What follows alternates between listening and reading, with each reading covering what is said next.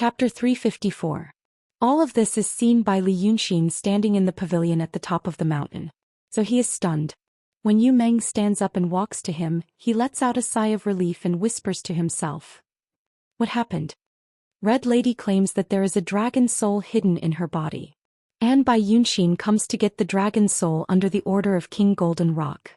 After the battle in Dongting, this female monster said that she can't fully trust Li Yunxin and suddenly kidnapped Red Lady. Why are these three people here now? Yu Meng frowns and stares at the corpses at the foot of the mountain for a while. He turns to look at Li Yunxin, the princess of Dongting. You've seen her. In the school of the Emperor Star in Mount June. The daughter of Lord Dongting. Li Yunxin takes a deep breath. What the hell, who is it? He could clearly hear Red Lady's delicate shout. Li Lang was undoubtedly referring to himself. But it seems that someone told her that she was caught by Jin Guangzi and brought to the Wuxia sword sect. Who did it? Yu Meng also takes a deep breath. But he stares at the woman in white by Yunxin. Demons. He whispers, thousands of innocent lives. If it was in the past. Li Yunxin is silent for a while. She did it to draw out the people of the Wuxia sword sect. But she is indeed a demon. She was too lazy to think about it, so she went directly to the gate town of the Wuxia sword sect and killed people on the street. Dao Tong also burned the whole city of Weiqing. Including your family. The pot calling the kettle black. Today it is not the Dao Tong and Kenzo in the past. It is a disgrace to these two words. Yu Meng swings his sleeves angrily. He is now a mortal, so he has the feelings and thoughts of mortals. Although he keeps saying that he doesn't want to get involved in the disputes of the world, he still cares about these things. Li Yunxin only glanced at him, then turned to look at the three demonesses at the foot of the mountain. The swordsman sent by the 5-mile sword sect to Little Rock Canyon had already flown away on his sword light. The three girls were still standing in the deathly silent market square. The master and the servant were still eating people's tender hearts and livers. As for Red Madam, she remained silent and only looked in the direction of 5-spark sword sect. A silvery bell-like laughter could be faintly heard from the top of the mountain. After watching for the time it took for half an incense stick to burn, Yu Meng suddenly sneered, "Don't you realize that this is a good thing? You told me to disguise myself as a Freemasonry elder so that you could sneak into the 5-sword sect to kill Jin Guangzi. But if these three demons cause a ruckus here, if Jin Guanyue really comes or if she doesn't and all her remaining disciples come out, you will have a great chance." Yu Meng sneered. Li Yunxin also sneered, "Great opportunity? Humph. Borrowing the power of a woman was very boring. Moreover, these three stupid monsters messed up my plan for no reason. They can't accomplish anything, but they're good at spoiling things." After saying that, he clenched his teeth. "I'm going to drive them away." He was about to leap out of the wooden pavilion. However, Yu Meng grabbed his wrist and said, "Wait." Li Yunxin frowned and turned to look at him. "What?" "I think it's your heart that can't bear it." Yu Meng let go of his hand and put his arm into his cloak. The days of autumn were short. At this time the sun was gradually tilting to the west. There was a slight reddish-orange color in the sunlight, and the chill gradually crept up from under their feet. But you have to know that although you're a demon now, you used to be a human. They, on the other hand, were true demons. It's not like I haven't seen human and demon falling in love before. Yu Meng smiled. None of them had a good ending. The demons' feelings come and go violently. This year they make vows of undying love, more lingering than any secular couple. But next year they get angry and turn around to eat their husband and wife alive. To them humans are nothing but playthings. Li Yunxin sneered. "What are you trying to say?"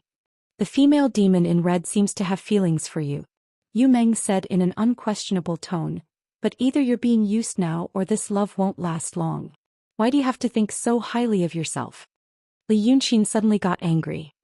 He raised his eyebrows like a cat whose tail had been stepped on. He shouted, "Bullshit. You're the one who has feelings. You're a few thousand years old, yet you can do it to two lowless. You're shameless to the extreme." Yu Meng frowned. "Lowless? What the hell?" But then he shook his head and smiled. "I do have feelings. How about it? I'm much happier than before. Don't you have feelings?" "I don't want to talk nonsense with you." Li Yunxin grunted, got up and was about to fly away. But just as he was about a foot in the air, Yu Meng grabbed his hand and pulled him back down. Yu Meng said that his injuries were serious. This was not an exaggeration. 10 days ago, Li Yunxin was first blasted by the heavenly thunder jointly launched by the three sects on Mount June. Then he had a fierce battle with Qing Kongzi. Before the injuries on his body had healed, he encountered the golden light beam. He was pierced by a group of sword cultivators who were good at fighting. Then he was blasted down from the sky by the golden light beam with the glazed sword heart. If it was a normal true realm demon, he would have gone to see Black by Yanjun if one of these things happened. But he relied on the strong body of the dragons and the art of painting to survive. Then he killed until the sky was dark. But even so, he was extremely weak at the moment. Yu Meng pulled him like he was pulling a kite in a strong wind. Li Yunxin didn't stand firm when he landed and almost fell to the ground. He was furious.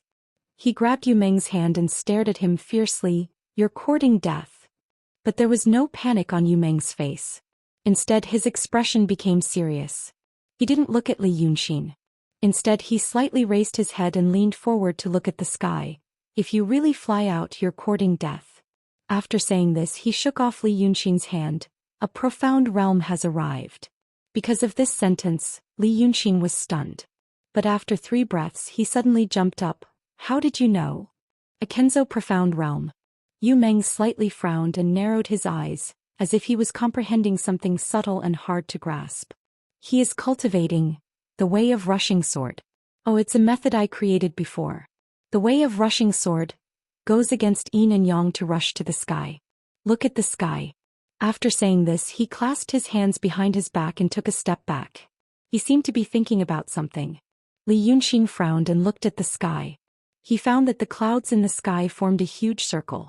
There were a few wisps of light clouds floating in the originally autumn sky.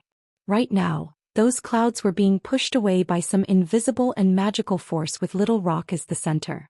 They retreated to a very, very far away place. And only now did Li Yunxin notice that the whole world had become quiet. This meant that the sound of the wind had disappeared. Because the sound of the wind had disappeared, the trees also stopped shaking. The trees no longer shook and the whole city was silent. Li Yunxin gradually began to feel stuffy in his chest and a slight palpitation. It was as if there was a very important decision waiting for him in front of him that would affect his future. He realized that this feeling was called coercion. He had experienced it once at Shinryu's place, but he didn't know if it was because he was too injured or too weak. This Kenzo profound realm swordsman mentioned by Yu Meng hadn't even appeared, but he already gave him a more imposing coercion than Shinryu's. As a great demon of the true realm, he could feel this almost tangible pressure, let alone a city full of mortals. No one dared to make a sound. They had all become trembling ants. Yu Meng's voice came from behind him. It was very low, as if he was afraid of disturbing something. "He probably came to put out the fire and happened to pass by here. Or he came to search for you and saw the demon aura in the city and rushed over. The way of the soaring sword should be the soaring heaven grotto of Kenzo. The soaring heaven grotto's mountain gate is in the Yi country." A few months ago, Wei Liaozi of the soaring heaven grotto went to chase after the ghost emperor, but his cultivation was destroyed. This person should be the new sect master of the soaring heaven grotto. He whispered these words, walked to Li Yunxin and looked at him. "Golden photon lost, so a mysterious realm came out of the cloud mountain. This is reasonable. With this mysterious realm in charge, golden photon will also come. Now that things have come to this, I won't persuade you anymore. I just want to tell you, with your current injuries, it will be difficult for you to deal with the peak of the transcendent realm. If you rush out, not only will you not be able to save the 3 demons, but you will also die. If you are alive, maybe they plan to use the demons to lure you and they can still save their lives. Besides, that demon dares to cause trouble at the mountain gate of the 5 cities sword sect at this time. She must have something to rely on." Li Yunxin sat down. But his body was exposed as if he was very unconvinced and wanted to show off to someone. He sat on the wooden railing of the pavilion with one leg hanging down as if he wanted to watch a show. "I don't need you to talk nonsense," he said indifferently. "I am just afraid that they will ruin my plan. With the current situation, only a fool would run out." After saying this, he was silent for a while and then said, "Bah, it's not like I haven't seen a mysterious realm before." Then he looked up at the sky as if trying to find where the swordsman was hiding. Seeing his behavior, Yu Meng shrank back into the pavilion, back into the shadow. leaving only his feet in the sunlight. How many mysterious realms have you seen? You have seen the mysterious realms of the demons. But you are dragons and you are born with the power of dragons. If you see the ordinary mysterious realms of the demons such as Lord Dongting or the Evil King, you won't feel too much pressure. If you see the mysterious realms of the dragons, you will feel a sense of intimacy. You have also seen Kun Wuzi of the Langya Paradise. Yu Meng paused for a while. Kun Wuzi was to you at that time like you were to the swordsman who just escaped with the sword light. Do you think he is a threat to you? But his attitude towards you is quite polite. Can you guess why? Li Yunxin snorted. If you have something to say, just say it. Yu Meng was silent for a while and then said in a low voice, I don't know what is happening on the Cloud Mountain now. But at that time the 36 paradises and the 72 sects all had the difference between inside and outside. Actually, it is the difference between hiding from the world and entering the world. This 5 Dragon Sword sect, the sect that chased after you, and the Langya Paradise, are all considered to have entered the world. To you they may still be experts living in seclusion, but within the Daotong Kenzo, they are already entangled with worldly affairs. They often deal with worldly affairs, so they are more or less infected with worldly affairs. The reason you can use worldly schemes to deal with Yunzi and Kun Wuzi is because they have entered the world and know about worldly affairs. But they also disdain to study worldly affairs. So you can play them in the palm of your hand. But this soaring heaven paradise, Yu Meng said in a low voice, is not a worldly affair. I think you have probably never seen what a real cultivator looks like. This time you will probably see one. At this point, Li Yunxin's emotions seemed to have finally calmed down. He began to listen to Yu Meng's words carefully. Then he slightly frowned. You mean, like a child? Yu Meng thought for a while. You can say that. Cultivators who do not enter the world when they cultivate to the profound realm are no different from a child. So that's why there is such a big show. Li Yunxin turned his head to look at the horizon again. When Ling Kongzi entered the city of Wei, no one knew about it. When Yunzi entered the city of Wei, no one knew about it either. Kun Wuzi, on the other hand, met Li Yunxin in the rain. But this person released his powerful aura without any scruples. Or he intentionally showed off. But a profound realm cultivator does not need to show off to a true realm demon. Otherwise it would be naturally so. Cultivators who cultivated to the profound realm would have such an aura, but he was too lazy to deliberately hide it. So you should also know what this means. Yu Meng said in a low voice, don't think about using your schemes to challenge him. In your eyes, Kun Wuzi may be more intelligent than this kind of cultivator. But in fact, this kind is the most dangerous. Li Yunxin said, because we do not know what he will actually do. Yu Meng smiled ambiguously. It's good that you know. Li Yunxin was silent for a while, then turned his eyes to look at the 3 female demons in the market at the foot of the mountain. They were no longer talking and laughing.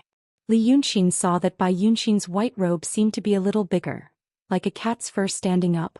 No, it should be said that a bird felt the impending danger and its feathers were standing up. Her white robe fluttered slightly as if she was standing in the wind. The terrible aura made the donkey beside her kneel on the ground, unable to make a sound. Hong Yongzi raised her head and looked at the sky. But she naturally could not see anything, so she slowly walked around but still found nothing. So she took a deep breath and spoke. At first her voice was hoarse as if there was a terrible force pressing on her throat. Who is hiding? When she said this, her voice became a little softer and also a little louder. You stinky Taoists, don't you even dare to show your true face? As soon as she finished speaking, she stopped. After waiting for about the time it takes for half an incense to burn, a female voice comes from the sky, stabbing over like a sword. A little demon girl in Dongting. A little demon girl who can't go home. How dare you come to the gate of our Wujing Sword School and make trouble? Then the owner of the voice, the head of Wujing Sword School, Jin Guangzi, came from the sky on a 5-color auspicious cloud. She stood on the cloud and her complexion seemed to have recovered a lot. But no one knew if she just looked okay like Li Yunxin. She glanced down coldly and suddenly laughed. What kind of status does the sect master of Soaring Heaven Cave have? How could she show up in front of you? As for you coming here, it's a coincidence. She looked at Hong Yongzi and Bai Yunxin. I was thinking about how to make Li Yunxin walk into the trap. Chapter 355. Hearing her words, Red Lady and Bai Yunxin look at each other again. Then she turns around and says loudly, "You kidnapped my Li Lang, but now you don't dare to admit it." Hearing this, Jin Guangwen laughs again. Zongyun descends a little bit so that she can see the faces of the three female monsters more clearly. "You're Li Lang? Heh. Our Xianmen Orthodox sect caught a demon. Even if we beat and killed him, why don't we dare to admit it? Little female monster, where did you hear the rumor that Li Yunxin is with me?" Red Lady is stunned for a moment and then turns around to look at Bai Yunxin. The daughter of King Rock has been silent and only let the princess of Dongting negotiate. At this moment she finally frowns and raises her head to look at Jin Guangwen. "Is it true? Then what about Li Yunxin?" "Humph. He was seriously injured by me and fled in panic." Jin Guangwen sneers. "But it's fine now. After capturing you two, he will definitely come to save us. I'm not afraid that he will escape to the end of the world." But Bai Yunxin turns a deaf ear to her words. She lowers her head and thinks for a while. Then she looks at Red Lady. This Taoist priest should be telling the truth. She doesn't have Li Yunxin. Then she doesn't need to save him. Go. After saying this, she turns around and leaves. The little maid next to her glares at Jin Guangwen. Then she pulls up the black donkey who is kneeling on the ground and shivering and follows them. Red Lady doesn't want to give up and wants to argue. She didn't know what kind of magic Bai Yunxin cast on her body. Although she twisted her body, she had no choice but to follow Bai Yunxin like the little donkey. Bai Yunxin's actions this time showed that she didn't take Jin Guangdian and the profound realm sword cultivator seriously at all. She really came and went as she pleased. How can Jin Guangwen listen to her? She immediately shouts, "Evil demons came to my little rock town and killed people. Do you think you can get away?" But after she shouted, the three demonesses did not pay any attention to her. They continued to walk along the street toward the city gate. Jin Guoguang angrily rode the cloud and leaped forward. He raised his hand and sent out a sword ray that covered the sky towards their heads. The sword light whizzed over and instantly pounced on the heads of the three demons. However, Bai Yunxin raised her hand slightly, and a row of feather-like afterimages met the sword light and dispersed it instantly. However, her afterimage did not dissipate and went straight for the cloud of golden light. Jin Guangzi quickly dodged to the side. Unexpectedly, the afterimage drew an arc and scattered half of the cloud under her feet. Jin Guangzi's body swayed and she almost fell off the cloud. Only then did Bai Yunxin stop and turn around to look at her. "You Taoist, you're so untactful. Since you've fought with Li Yunxin and you're only at the true state, how could I not know that you're heavily injured? Now that I'm not going to kill you, you actually dare to stop me?" Jin Guangzi steadied herself and angrily said, "You, what an arrogant demon." However, what Bai Yunxin said was the truth. After she obtained the magic weapon lustrous glass sword heart, she used her own life to refine it. Because of this, after several decades of hard work, even though she was only at the true state, she could use the treasure made by the sage. But because of this, once the magic weapon was damaged, she would also suffer a terrible injury. Her sword light just now could only be considered a bluff. But her power was real. It was the Chongshao Grotto Heaven Profound Realm Cultivator who came to Little Rock Canyon. But, even now, that cultivator still did not show up and did not make a move. This made Jin Guangzi anxious. What was that expert thinking? Was he really going to let these three demonesses go? At this moment she was in a dilemma, so she could only sneer. "I know you're the daughter of the Golden Rock King. But now the situation in the world is not the same as before. With a Kenzo expert overseeing Little Rock Canyon, do you think you can easily escape?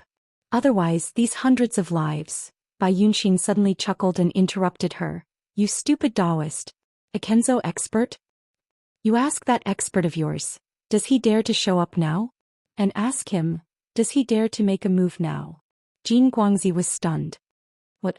Bai Yunxin no longer paid attention to her, turned around and continued to walk towards the city gate. Jin Guangzi hesitated for 2 breaths' time. She wondered if this was a trick of the demoness to stall for time, a bluff. She also thought that if it was true, then what was wrong with that expert? A profound realm sword cultivator. Why didn't he dare to make a move? Fortunately, this question didn't take her too long to ponder. She suddenly heard a man's voice. This market square was in the northeast of Little Rock Canyon, close to the De Gate in the north. Bai Yunxin was walking towards the city gate. In fact, she was only a dozen steps away from going out.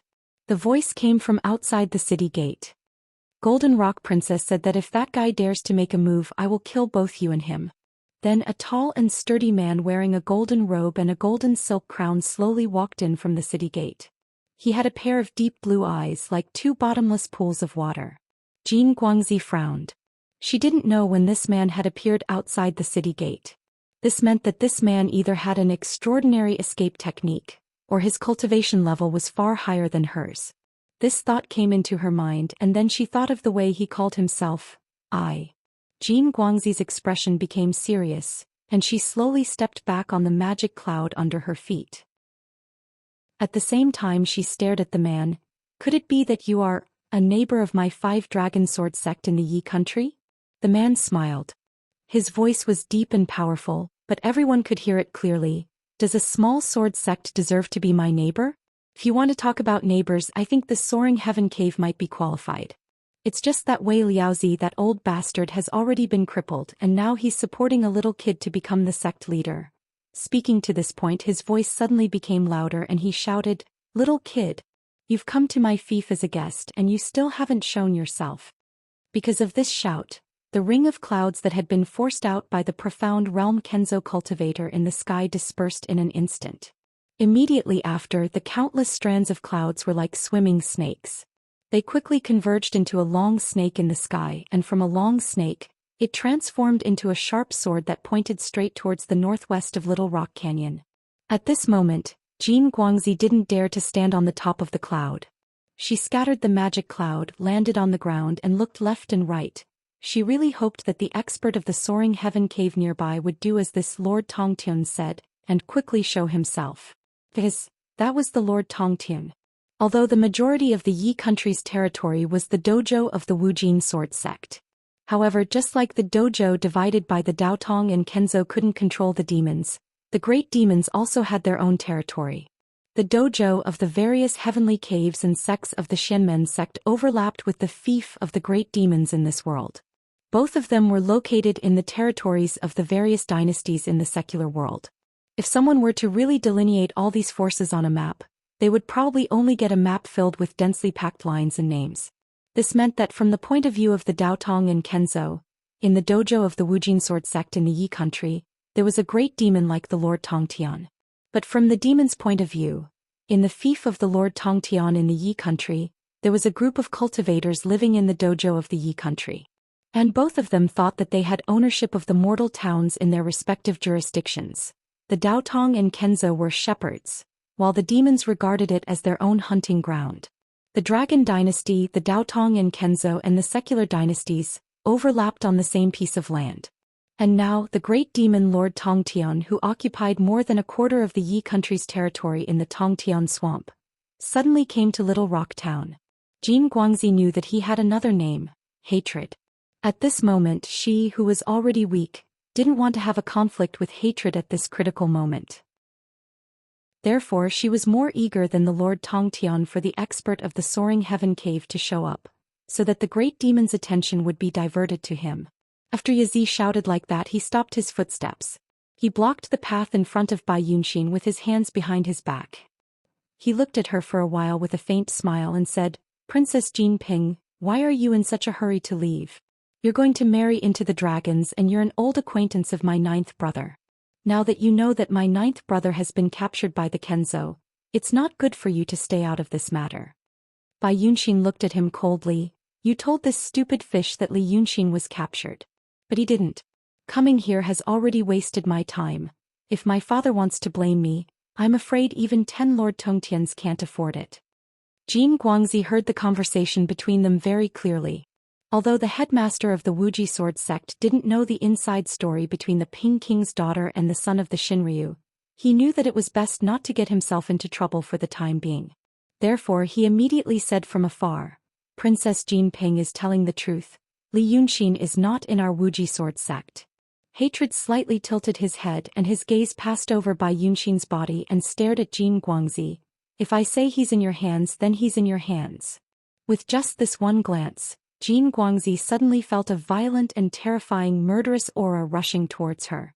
She was only in a trance for a while and then she immediately felt a splitting headache and her vision turned black. It was as if she was hit by a raging bull, and her soul was about to be thrown out of her body. She screamed and used all her remaining strength to take out her magic treasures to defend herself. As for himself, he retreated hundreds of feet in a row. Then he heard those magical treasures exploding into balls of mystic light in the air. And all this was just because the Lord Tongtian stared at her. This demon. When did he become so terrifying? But there was a hand on her back.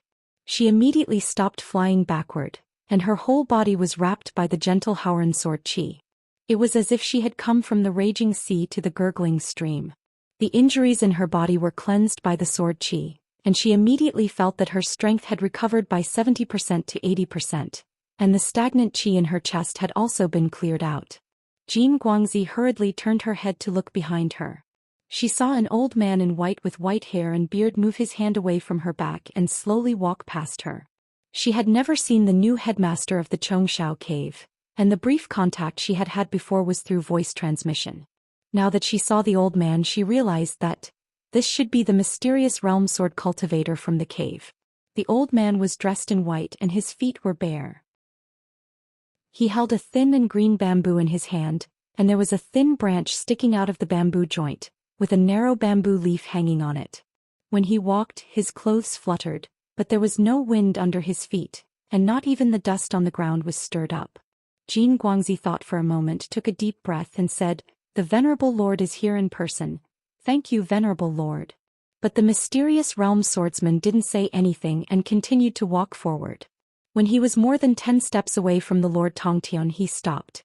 Then he quietly looked at the 4 monsters in front of him without moving or speaking. At this time the Lord Tongtian also saw the newcomer. But he just glanced at them and then continued to say to Bai Yunxin, "King Peng blames me? You must be joking. If King Peng knew that I was walking around the world with the 2 princesses, I'm afraid that he would be eager for me to go to him. How could he blame me?" The conversation between the 2 people was like a riddle. However, Red Lady finally took advantage of Yazi's pause to speak. "If I say, I will do it."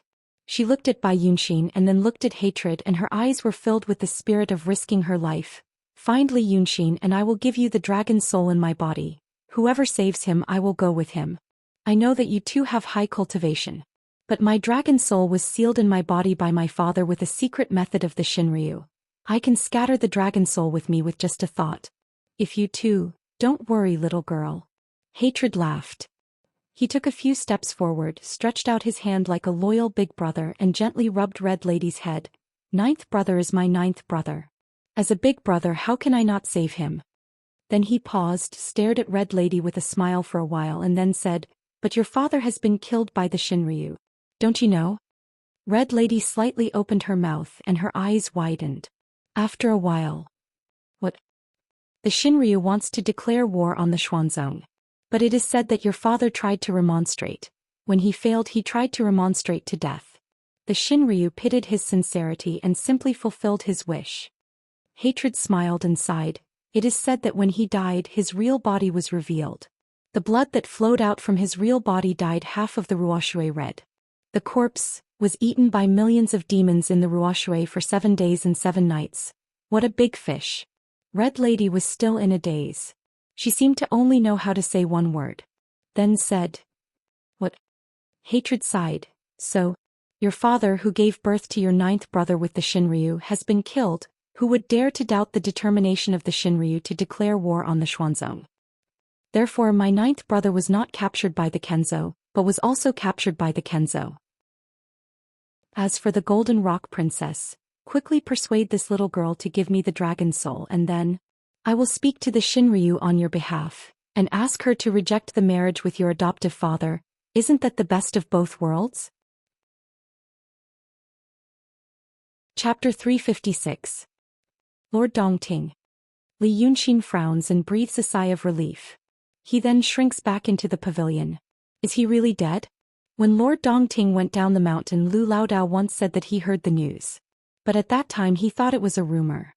He used his holy power slightly and heard hatred vaguely saying those words.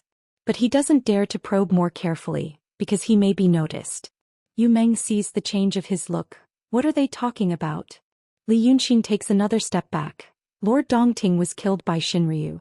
Xinryu is going to fight against Dao Tong and Kenzo. After that, he frowns and paces back and forth in the pavilion.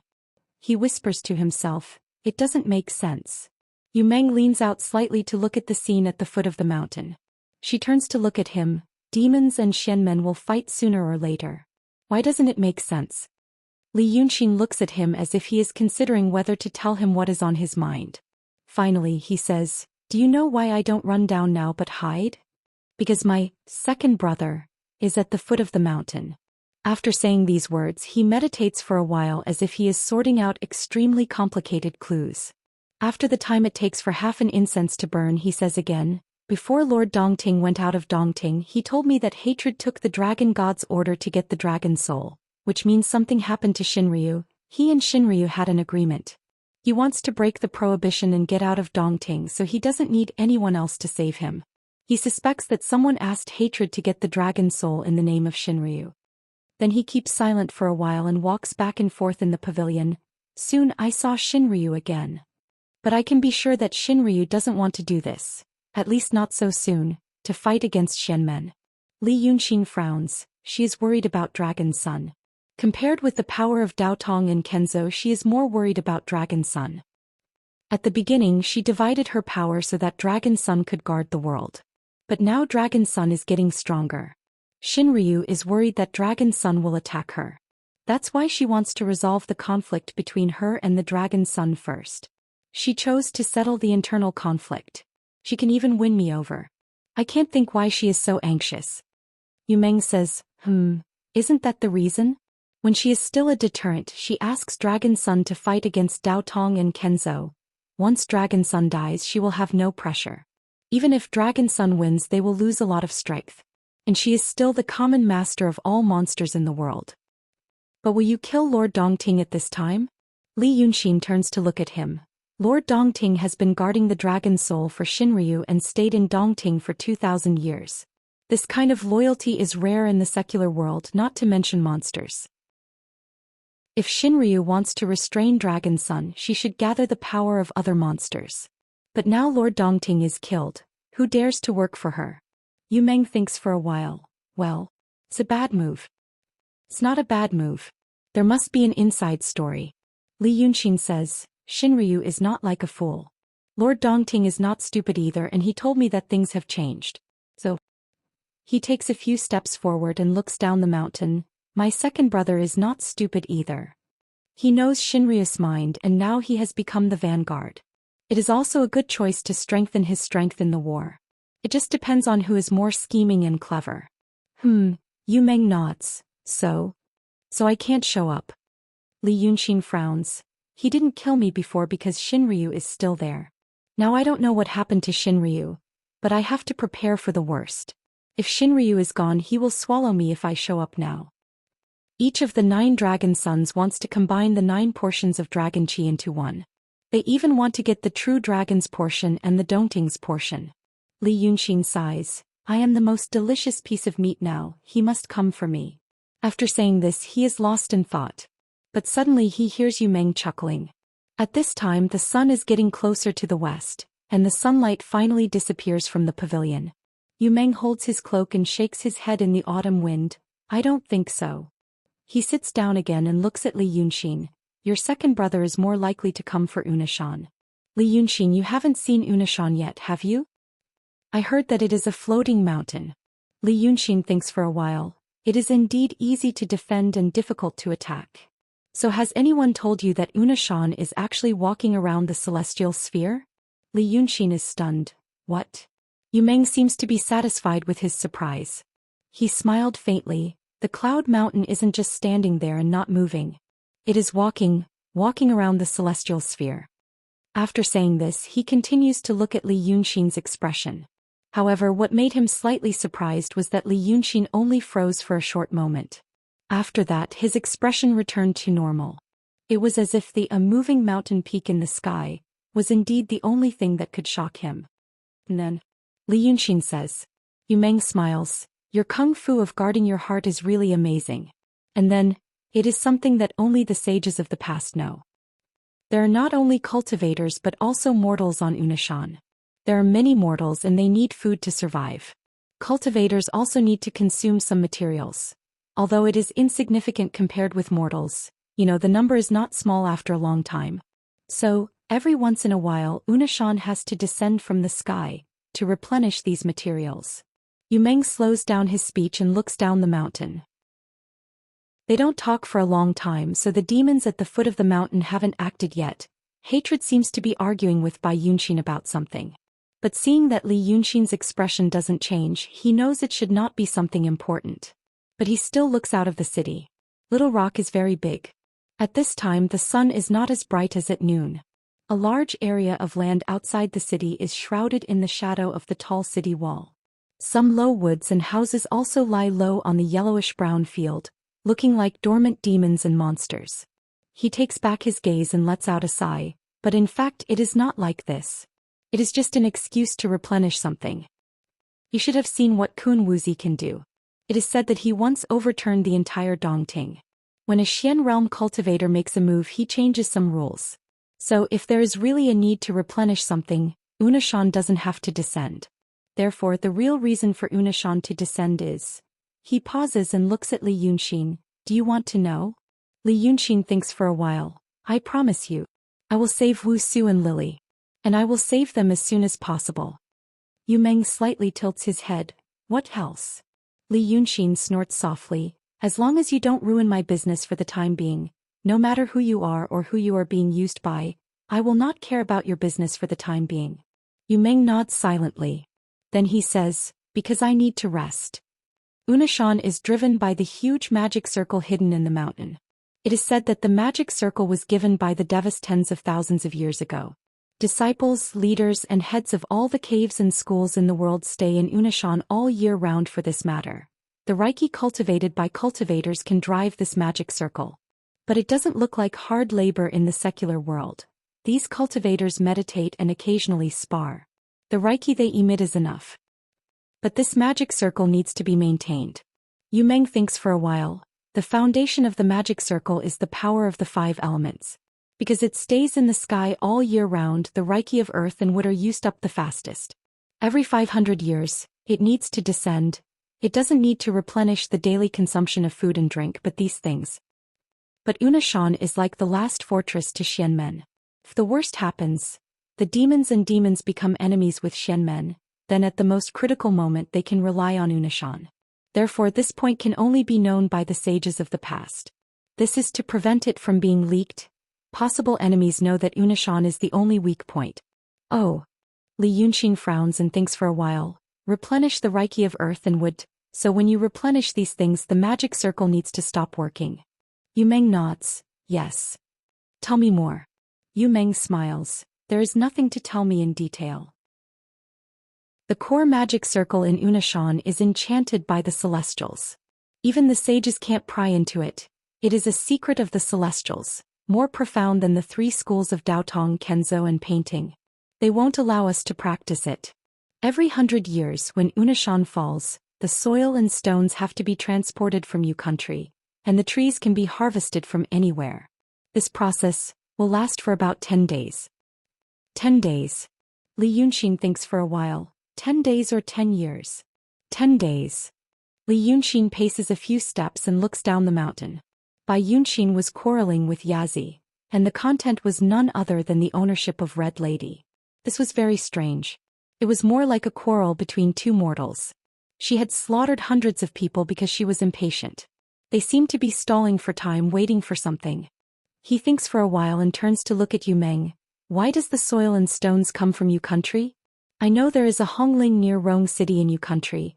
Half of the men in the city are digging there. Is it because of Unishan? The earth qi in Yu country is strong. Yu Meng answers him. Hongling? That should be the case. Yu country is a crescent surrounding Pitfall Mountain. The earth qi in the whole Yu country is very strong, so it is best to use the soil and stones from Yu country. Earth qi. Li Yunxin frowns. 5 elements qi. I practice painting. But there is no such thing as 5 elements qi in painting. But the swindlers in Jianghu like to use the 5 elements to fool people. As for earth and stones to supplement the earth qi, You used to be a sage. You should know that the earth in the 5 elements is not the soil on the ground. Is there such a saying in the Daotong and Kenzo? Yu Meng smiles. Of course not. It also doesn't make sense. But you have to know that this is a magic circle set by the celestials. It is fine to fool people with a few words. If you really explain it in depth, won't you also reveal the crux of the problem? Don't worry about this for now. I want to say something else. He becomes serious. I just thought about it and calculated. So I know this year is probably the time when Unishan will fall. Let me calculate where the cloud mountain will land. Guess where it will land? Yi country. Yes. Yu Meng says seriously, Unishan is an inverted triangle. If it wants to fall, it needs a huge space to accommodate its lower half. In this 500 years, it is walking in the territory of Yi country. And in this Yi country, which place can accommodate Unishan? Guess again? Li Yunxin looks down the mountain and takes a deep breath. I am not familiar with Yi country. But since it is a landlocked country. Tongtian Swamp? Tongtian Swamp. Yu Meng nods slightly. Since it is called swamp, there are not many deep places. However, in the depths of Tongtian Swamp, there is Tongtian Lake. It is the residence of your second brother. If it wants to fall, it will fall there. Now that you know this, think about what is happening now. Can you think of anything? Li Yunxin is silent. He walks a few steps in the pavilion, suddenly claps his hands and sighs in a low voice. If you put it this way, it probably makes sense. An opportunity that happens once in 500 years. It can explain why Shinryu wants to go to war. And it has to fall in Tongtian Swamp. It can explain why hatred is so active. Since it is something that happens once in 500 years, it is not strange that Shinryu knows about it. If you can calculate it, the demons should also be able to calculate it. Yu Meng smiles but does not say anything. But Li Yunxin looks at him again. But you told me something that only the 2 sages know. Now I know that Yunshan won't be able to ascend to the sky for the next 10 days. You have kept the secret for 1,000 years and now you say it? Yu Meng snorts and laughs. Is Unishan now still the Unishan of Daotong and Kenzo? I think it is already the Unishan of the Freemasonry. It is not a pity to destroy such a Unishan. Moreover, I am not a saint anymore, I am just Yu Meng. I have already told you I only want to be a secular person now. No matter what kind of earth-shattering event will happen in this world, the time before is enough for me to reincarnate as a secular person several times. What do I have to worry about? Li Yunxin is silent for a while, then sighs. I actually believe you a little. Yu Meng calmly shakes his head. In the next few days, there will be more profound realm Taoists and swordsmen coming to the Yi Kingdom, near Little Rock Canyon and Tongtian Swamp. They can catch you and also drive away the big demons in the Yi Kingdom in advance. But I think for Unishan to come to this world, catching you has become a secondary matter. I guess there will be more big demons gathering in the Yi Kingdom. If they can kill some profound realm and true realm cultivators before Unishan comes to this world, they will have an advantage. There will also be people who want to take the soil and stones from the Yi Kingdom. Yu Meng smiles, then let out a sigh of relief. This time there will be a good show. Chapter 357. Yes. Li Yunxin replied in a low voice. How did you deal with this kind of thing before? Before. Yu Meng thought for a while. There's no such thing as before. Shinryu appeared 2,000 years ago and the demons had a common ruler. Before that, at least before that time, I didn't really need to worry about the demons. As for me at that time, He was silent for a while and thought for a while. She was on good terms with the demons. At that time, the demons weren't as guarded as they are now. The demons wouldn't touch Yunshan's things. As for now, I guess there will be people from Daotong and Kenzo escorting them. But the worldly dynasties are still part of Daotong and Kenzo. It won't be easy for the demons to attack them if they use all the power of the country to escort these things. All right. Li Yunxin sighed. He looked down the mountain again. Then he frowned. Damn it. He thought that hatred would have a fierce battle with that arrogant Mystic Realm swordsman. But now that he looked down, he saw that the Mystic Realm swordsman retreated with the golden light. What kind of situation is this? It's reasonable. Yu Meng also looked down. Long Sun and a true state demon and 2. Transcendent state. Mystic Realm swordsman couldn't gain any advantage, so he left. First, both sides are preparing for the final battle. Second, he doesn't have any feelings of shame. Sai, your mind tricks won't work on them. After saying this, he looked at Li Yunxin again and found that he was staring at the 4 demons at the city gate, frowning as if he was thinking about something complicated. Yu Meng didn't disturb him. He looked down the mountain again. Then he found that the 4 demons also said something and walked out of the city gate. But Li Yunxin's eyes didn't follow them. He seemed to be lost in thought. All right. Think slowly. Yu Meng shook his head lightly, turned around and walked out of the wooden pavilion. Therefore Li Yunxin pondered for nearly an hour at this place. Originally, when the demons killed people in the city, people already didn't dare to go out. Then, under the powerful pressure of a profound realm swordsman, no one dared to make a sound. By now, the cultivators of the orthodox Xianmen sect had left, and the demons had also left, leaving only corpses strewn across the 3 streets as well as people who were in a constant state of panic. So many people had died for no reason, there had to be an explanation. It was only after this hour that the nobles of Little Rock Canyon dared to grab their swords, spears, and cudgels and look into the market square. Instead, he saw the corpses of 4 swordsmen who had been stationed in the city by the 5 draconic sword.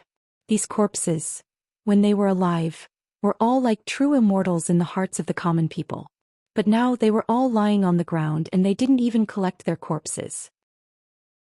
The arrestor leading the team was smart. He quickly ordered his men to seal off the road and collect the corpses of the 4 swordsmen. If this kind of scene was seen by the common people, perhaps the people in the city would be thrown into confusion. Next, they began to deal with the hundreds of corpses. From top to bottom, who in Little Rock Canyon had any experience dealing with this kind of thing? This was almost equivalent to a military disaster. But a military disaster was still manageable. After the troops and horses had passed, there were still days of peace and security. However, the current situation was that the demons had killed people in the city, and the immortals of the Xianmen sect had rushed over after hearing the news. But they were killed by the demons. People didn't know the specific process, but they could imagine it from the results. Thus, by nightfall, rumors had already spread throughout the city. They said, a terrifying female demon had appeared outside the city, and had come to the city to absorb people's yang energy. This demon was also abnormally powerful, so after killing 4 immortals in the city, it swaggered off. Thinking about it again, why did the 5 draconic sword sect want to worship in the mortal world, and why did they open their mountain gate to accept disciples? It must be because they were no match for the demon in the previous fierce battle, so now they wanted to find more people to teach immortal techniques and slay demons. Although this rumor was made up by the people in the marketplace, it wasn't far from the truth. Thus, the number of people who planned to try their luck at the mountain gate of the 5 draconic sword sect suddenly decreased. Who would dare to fight a demon that even immortals who had cultivated for many years couldn't subdue? When it was time to light the lamps, many people ran out of the city. They planned to leave Little Rock Canyon and seek refuge elsewhere. But how could the prefectural magistrate allow this to happen? Those who ran out of his jurisdiction were refugees. Now, no matter what the reason was, refugees had appeared in his Little Rock Canyon, so he couldn't protect his official position.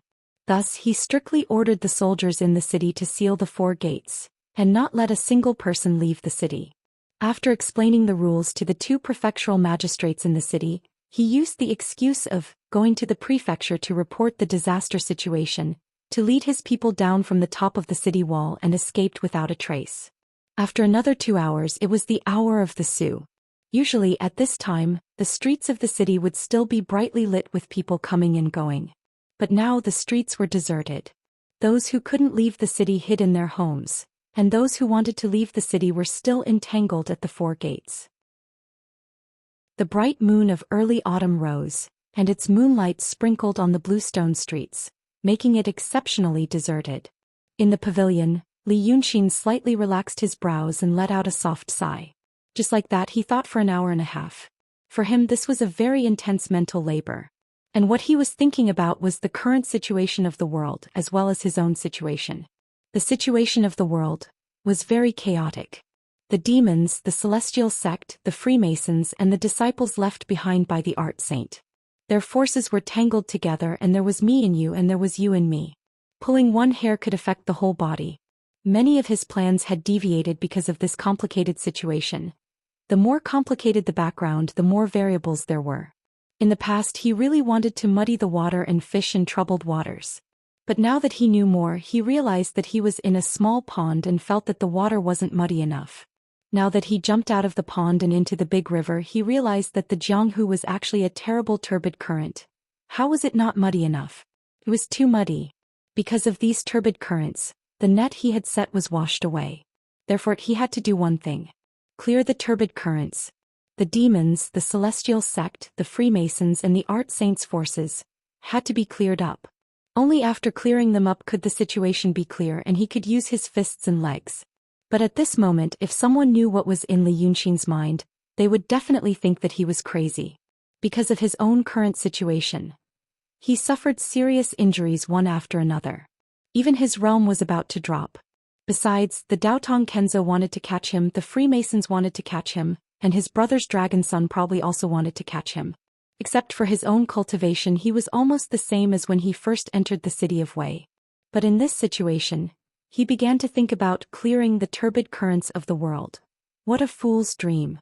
As for Li Yunxin, she had been thinking about this lunatic's ravings for a full hour. Then he smiled. At least he was not the same as when he first entered the city of Wei. At least he knew that he might be in a trap. Maybe he had broken it, maybe he hadn't. But no matter what, it must be beyond the expectation of the person who set it up. The night was getting darker, but the moonlight was getting brighter.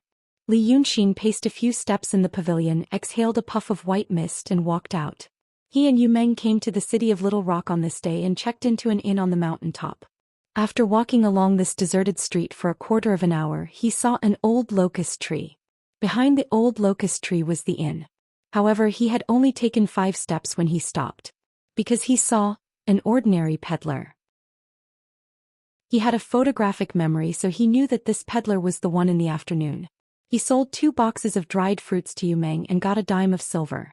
Then he wanted to come again, but Yu Meng was talking about the key point and Li Yunxin chased him away. The peddler was still carrying a basket with his hands in his sleeves, leaning against an old tree trunk not far from the wooden pavilion, as if he was avoiding the cold. He was young but had a weather-beaten face.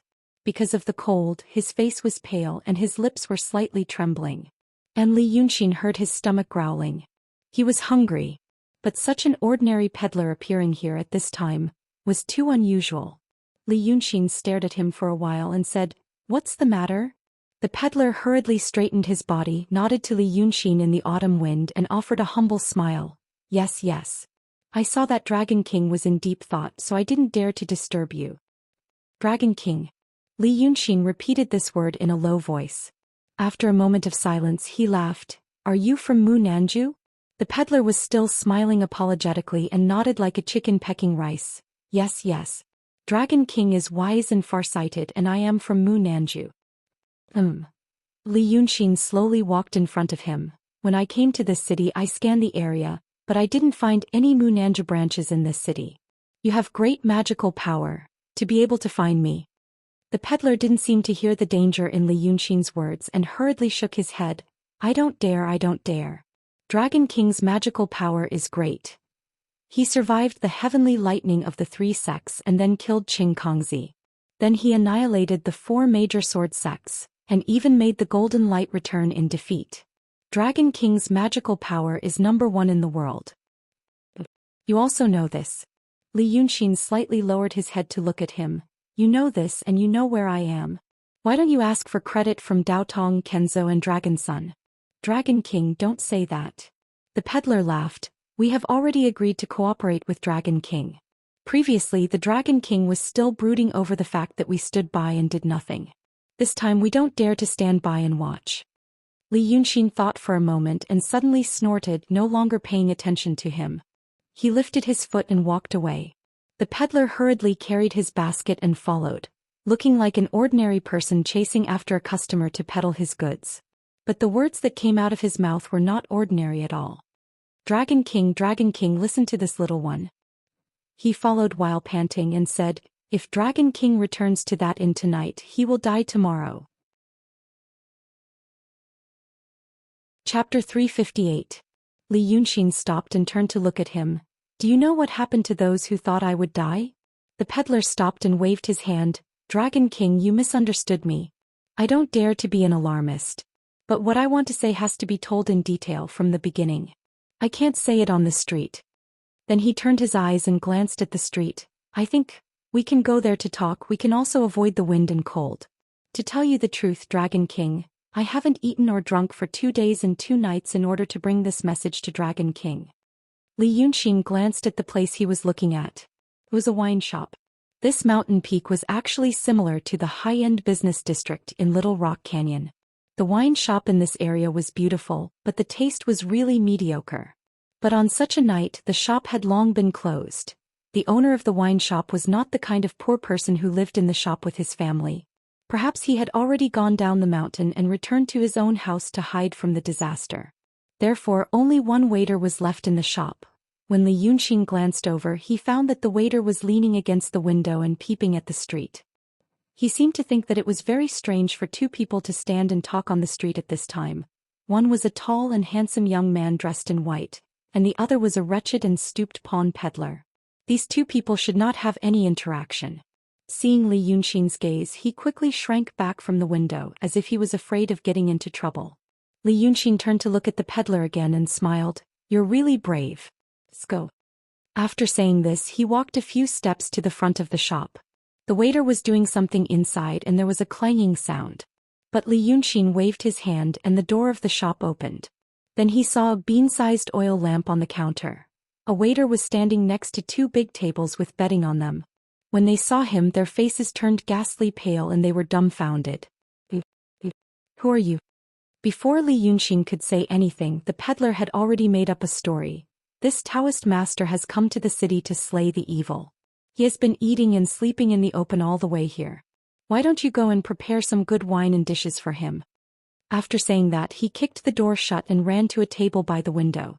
First he used his sleeves to wipe the table and the stools. Then he pulled out the stools and bowed to invite Li Yunxin to take a seat. He was acting exactly like a mortal in the secular world. Li Yunxin thought about it and sat down. The peddler grinned and stood in front of him, winking and saying, "Eating Dragon King's wine on our first meeting. Who in the world has this kind of face? I'm so lucky, so lucky." Li Yunxin smiled casually and snorted. After a moment of hesitation, he stretched out his hand and broke off the corner of the bench. So he broke off a piece of wood. Then he wiped it with his hand and it turned into shining gold. He casually threw it to the peddler. The peddler turned around and shouted at the stunned waiter, "What are you waiting for? Do you think this Taoist master will give you less money? Why aren't you getting something to eat and drink?" After saying that, he threw the gold to the waiter. When the waiter saw the gold, he was probably shocked and hurriedly tried to catch it. In the end, the gold hit his foot and he cried in pain. He knew that it was enough. But when he held it in his hand, he said blankly, "It's not hot anymore." The peddler sighed resentfully and scolded him, "You dumb goose. Is this your first day working? There are braised meat dishes in the kitchen. Steam them and cut them. There are dried fruits and candied fruits on a plate.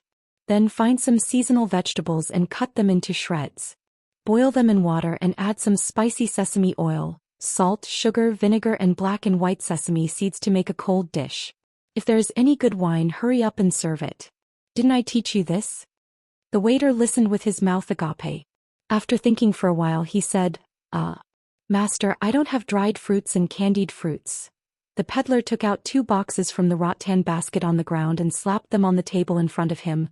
"I have 2 boxes with a total of 4 coins. Take the money and go buy it quickly." The waiter was ordered around by him for no reason. After being stunned for a while, he really took out 4 coins from his pocket and gave them to the peddler. Then he timidly carried the 2 boxes and went to the kitchen. The peddler sighed and turned to Li Yunxin with a smile. He sat down next to him and said, I've made a fool of myself in front of Dragon King. These newcomers don't know any better." After watching his performance, Li Yunxin's expression softened a lot. Therefore he carefully looked at him. He realized that he wasn't actually that old. That weather-beaten face seemed to be something that had happened recently. His teeth were still snow-white, unlike many people in this era who had black and yellow decayed teeth. He smiled and said, "You seem familiar with this shop." The peddler smiled apologetically and nodded. "To tell you the truth, Dragon King, I'm from Little Rock Canyon. Dragon King can recognize my accent. My surname is Mo and my name is Mo. I used to work in this shop, 10 years since I was 12 and I am now 22. Aren't you from Southernwood Residence? I am just a servant of Southernwood Residence. I don't have enough experience to help in the shop. The peddler, who called himself by Mo, seemed to have heard Li Yunxin's doubts and explained, but even if he's the owner of Moon and Ju Dragon King, we still have to eat and drink on a daily basis. I don't have any skills, so I can only serve people. Li Yunxin was slightly stunned. Don't tell me you don't get any benefits from working for them. Mo blinked and said, I know what Dragon King means. However, all kinds of benefits, be it treasures or gold jade clothes, won't people like me attract attention if I wear them? Relying on my own strength to survive is the best way to not attract attention. Li Yunxin frowned and stared at him for a while. Things seemed to be different from what he had imagined. The situation of Southernwood Residence. He had thought that they would rely on money and intelligence to establish a huge network in various places. Perhaps they would use money or power for their own use. But now, looking at this fellow's situation, if what he said was true, it meant there seemed to be many people like him hiding in various places in this world. No, actually they were not hiding, they were not people from Southernwood Residence who pretended to be peddlers. Instead, his real role was that of a peddler and a member of Southernwood House. Damn it. In his previous world in history, he knew of an organization that could achieve this. Members did not seek fame or fortune. They only sought a common goal and became like-minded people. But this Southernwood Residence, could they achieve this? What did they rely on? Advanced thinking. He could not help but ask, why? If there are no benefits, why work for Southernwood Residence? The peddler smiled and said, Dragon King, you must know that people in this world do not do things for their own benefit. This lowly one does these things for no other reason but for the common people of this world. It was laughable to hear those words coming from his mouth.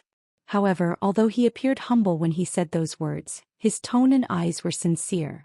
It was as if he truly believed in the words for the common people of this world. Li Yunxin could not help but laugh. For the common people of this world. Is that what Southernwood Residence taught you? The peddler coughed and said, Dragon King, this lowly one does think so. All right. Li Yunxin nodded. All right. Let's not talk about this for now. Since you are working here, why don't you do it? For the Dragon King. Kuo smiled and said, this needs to be explained from the beginning. Dragon King, please. While they were talking, the waiter brought 2 plates of braised meat. One plate was braised pig head meat. It was thinly sliced and placed on a white plate. The skin on the top of the meat was slightly yellow and transparent. When he picked it up, it trembled. He imagined that it would be very chewy when he ate it. There was no fat under the skin, only lean meat. It was fragrant. Before it was served, it had been steamed for a while. Thus, a layer of fat seeped out of the meat. The other plate was braised pig ears, cut into thin strips. The 2 strips of meat were filled with crispy bones. It was tough and soft. When eaten, it made a crunching sound. When he took a sip, the meat would melt into his mouth. There were 2 small plates on the side. One was a sauce made with pepper, Sichuan pepper, chopped black and white sesame seeds, chopped peanuts and chopped almonds. The other plate was made with top-notch soy sauce and vinegar. One plate would increase the flavor and the other would remove the grease. Li Yunxin only looked at it and said, eat your food. Kuo declined twice more before he no longer stood on ceremony. He seemed to be really hungry. He picked up 3 pieces of braised pig head meat and rolled them in the sauce. He opened his mouth and put them into his mouth. Then he poured himself a cup of tea and put it down. He picked up another 3 pieces and dipped them in the vinegar. After swallowing, he picked up a pig ear and put it into his mouth. He chewed loudly and exhaled. Dragon King, you don't know. I am so hungry that the incense in the temple is about to be cut off. But I cut off the incense offerings in this 5 Viscera temple for the sake of the Dragon King's incense offerings. Li Yunxin did not speak. He only listened to him quietly and patiently. At this point, the waiter brought the wine. But he ran away after putting it down. Kuo glanced at him and sighed. He poured a cup for Li Yunxin and another for himself. He said, previously in Rong City, shopkeeper Wang promised the Dragon King one thing. He said he would help the Dragon King conquer Wei River. Of course we've done it. He drank a cup of wine and his tone became faster. The Dragon King must be impatient to hear how we did it. All you need to know is that right now, every town along the Wei River has a Dragon King temple dedicated to you, Dragon King. Famous painters from all over the world have been invited to paint a statue of Qi Yan in the temple, which has a little bit of spiritual light, and then sealed it in a clay statue. As long as we consecrate it, the power of faith from the believers along Wei River will continuously gather on the Dragon King. I was still working in this shop last month. Then I was assigned to the section of Wei River that flows through Yi Country, which is about 100 miles from Little Rock Canyon, to raise money for the Dragon King's temple. He sighed with a smile. It's not easy to say this clearly, so I left without saying goodbye. Perhaps the shopkeeper waited for me for a few days, but didn't see me, so he got angry and found this silly goose. Li Yunxin said, "So you lost your job because of me?" Kuimo hurriedly said, "I don't dare to say that. The Dragon King's business is the business of the common people. But I went to build the Dragon King's temple in Yi Country, so I got the news about the Dragon King these days. At the same time, I got another piece of news. Because of this, I was bold enough to say those words of life and death to the Dragon King." Li Yunxin nodded slightly thoughtfully. "Go on." Kumo looked at the wine cup in front of Li Yunxin. "Dragon King, you're not used to this wine?" Li Yunxin glanced at the stool he was sitting on and the corner that was missing. "I don't want to drink it." Kumo also looked at the corner and smiled. "It's like this. Dragon King should know. Once your 8 brothers know that you're being hunted and almost dead, how they'll react. They'll observe for a while first. If they feel that you still have a chance to make a comeback, maybe they won't hit you when you're down. But if they feel that you've lost all hope, they'll want you to die in their hands." Li Yunxin was silent for a while. "So, you also know that Dragon Sun and the others want to combine the 9 portions of dragon energy into one." "Not only do I know this, but I also know that after learning that the Dragon King was seriously injured and the Lord Dongting died, your 8 brothers and many great demons came to Yi Country and Little Rock Canyon under the pretext of Shinryu starting a war against Xianmen. Right now, this country was almost completely surrounded by the celestial sect of wonders and the demons. Now that the Dragon King has appeared in Little Rock Canyon, although it can be hidden for a while, it can't be for long." He leaned slightly closer to Li Yunxin and lowered his voice. "The Daotong Kenzo and the Monster Freemasonry are looking for the Dragon King, intentionally or unintentionally. If the Dragon King ignores me tonight and spends several months to slowly recover his realm and divine power, wouldn't that be no different from death?" After saying this, the dull-looking waiter served the dishes again. There was a plate of dried fruits and a plate of preserved fruits. Baimo sold them to him. There was also a plate of vegetables that he prepared himself. As he said, he cut them into shreds and scalded them with water to make them look even greener. However, this waiter was slow-witted, but his cooking seemed to be good. Without the smell of blood, it didn't look weak. As Baimo said, he added a variety of seasonings and mixed it on the table. It was crispy and very greasy. Then he stood by the table and rubbed his hands timidly. Master Taoist, what else do you want?" Baimo waved his hand. "Go do what you have to do. Go away." The waiter hurriedly ran away. Li Yunxin watched him drink wine and eat meat. He thought for a while. "So if I come with you tonight, what will happen?" "Naturally, it will be to open the spiritual light of the temples along the Wei River for the Dragon King, to let the believer's power of faith gather in the Dragon King's body and quickly recover his divine power." Yes. This seemed to be good news, very good news. However, Li Yunxin only grunted. He placed his hand on the table and slowly tapped the table with his index finger. He watched Baimo eat and drink in silence, but Baimo was also relaxed. He ate and drank for 15 minutes without stopping. The wine and dishes on the table were swept clean by him. Then he burped, poured 2 cups of cold tea and calmed down. Baimo coming to his doorstep was like sending charcoal in a snowy day. However, it was precisely because it came at the right time that Li Yunxin hesitated. This meant that the other party had been paying attention to his whereabouts and knew his movements like the back of his hand. This made him feel a little uncomfortable, but he didn't know if this uneasiness was normal. After thinking for another 15 minutes, Baimo smiled. "Dragon King, the owner of Southernwood House, asked me to bring a few words to the Dragon King." Li Yunxin turned to look at him. "You only said it now?" Baimo smiled apologetically. "The owner of Southernwood House said that if the Dragon King agrees, these words don't need to be said. However, I'm afraid that the Dragon King will hesitate. If the Dragon King hesitates for 15 minutes and doesn't get up to leave, then I will speak again." Li Yunxin placed his hands on his thighs and gently inhaled. He closed his eyes and said, "Speak." My owner said. Ba Mo's expression became solemn. He coughed lightly. At this time, you are naturally thinking that your whereabouts and actions are in our hands. You feel that you are restricted, so you are somewhat unhappy. You also feel that the timing of our gift is too coincidental, so you feel that we are both giving a gift and demonstrating our power. However, Li Yunxin, you are a smart person. You should know that there is nothing in this world that doesn't require a price. The discomfort you are feeling right now is the price you have to pay for this gift of ours. You should know. Ba Mo seemed to be imitating the words of the owner of Southernwood House. Thus, he even imitated the ending sound of the word, ah. What you did in the city of Wei and Dongting was just a fight with one person or a faction. That was a fight between warriors. You can handle it alone. But now you are fighting with Daotong Kenzo demons and the Freemasonry. This is the fight for the marquee. You should know that you can't handle it alone. Now that you are here and listening to my words, it means that you have fallen into a bad situation. At this time, only by cooperating with us and getting our support can you have the capital to participate in this fight. Otherwise, no matter how amazing your ability is, you can only become cannon fodder in this fight. When Ba Mo said these words, he sat upright and straightened his back. When he finished these words, his body bent again and the smile returned to his face. Dragon King, these are the original words of my master.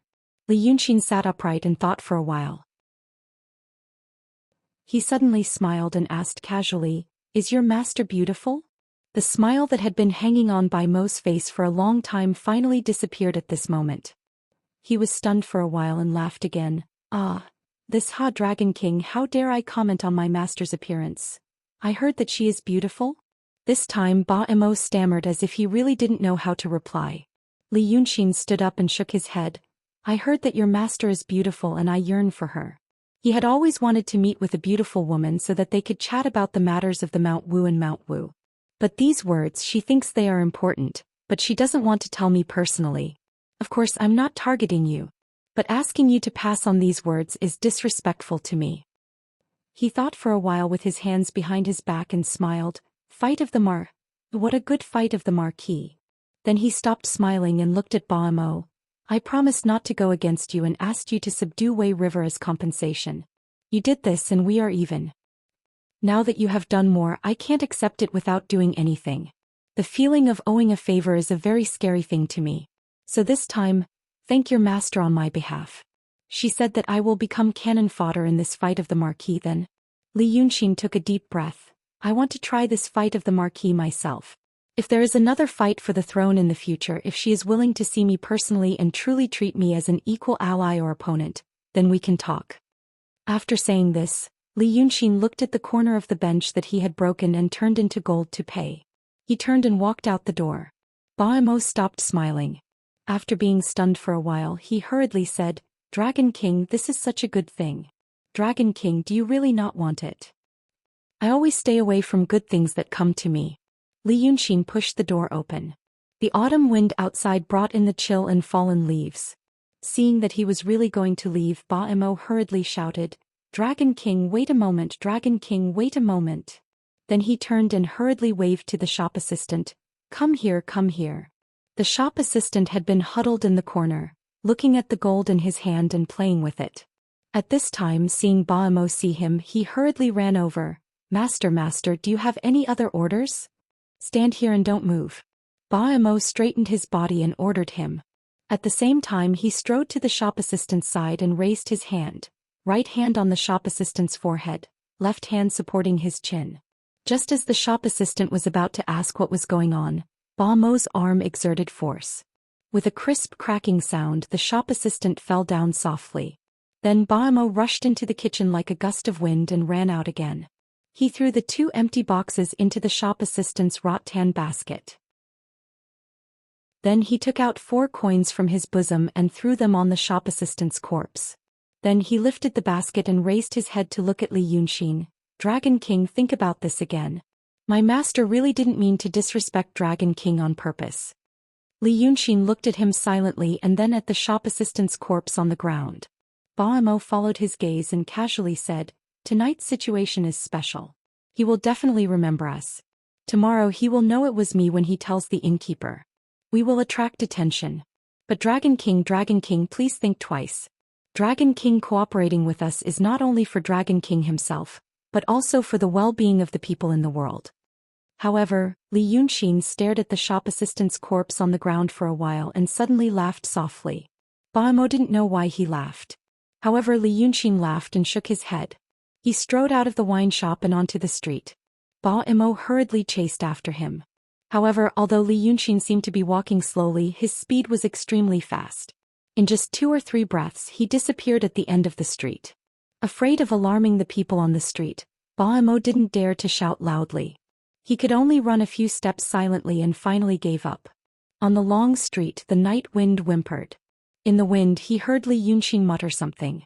He didn't hear it very clearly, but he felt that it might be a sentence without any rhyme or reason. Ah, so damn evil. Chapter 359. Just these 2 words. Really dark? The woman reclined on a comfortable and soft recliner. Her fingertips, which seemed to be carved from jade, slowly moved across the colorful fruits on the fruit plate on the small table beside her. Then she picked up a plump red fruit and brought it to her mouth, gently biting it with her pearly white teeth. The dim yellow candlelight reflected the color of her red lips and the red fruit. It was so beautiful that it looked like blood was about to drip out. Ba Mo lowered his head and stood at the door of the room. His back was against the closed door and he stared at his toes. There's some other words. I'm just afraid that I'll disturb Master's hearing. Say it. The woman used her left arm to prop up her upper body. Her round snow-white shoulders and straight collarbone were faintly discernible under the gauze, and even revealed a soul-stirring arc below. In this quiet and warm room, Ba Mo heard the rustling sound of the soft material of the clothes. He could imagine how beautiful the body under the material of the clothes was. But as soon as this thought appeared in his heart, he immediately extinguished it. He felt ashamed that he had thought of this. This made his breathing heavier. He bit the tip of his tongue hard as a punishment and then tasted blood in his mouth. Then he controlled his breathing and said as calmly as possible in a low voice, "What he said is, really King Dark." The woman was silent for a while and then she burst out laughing. She sat up from the recliner, and like a young girl in her budding years, she put her feet together and put her hands on the chair obediently. Yes, this is what he should say. Her mood seemed to improve. So she reached out and picked up a half-peeled pomegranate from the fruit plate. She tilted her head slightly to pick up the pomegranate seeds, and her black hair cascaded down the side of her face like a waterfall. She picked up 3 or 4 seeds and threw them on the table. She seemed to be talking to herself. So he's still staring at the corner of the chair?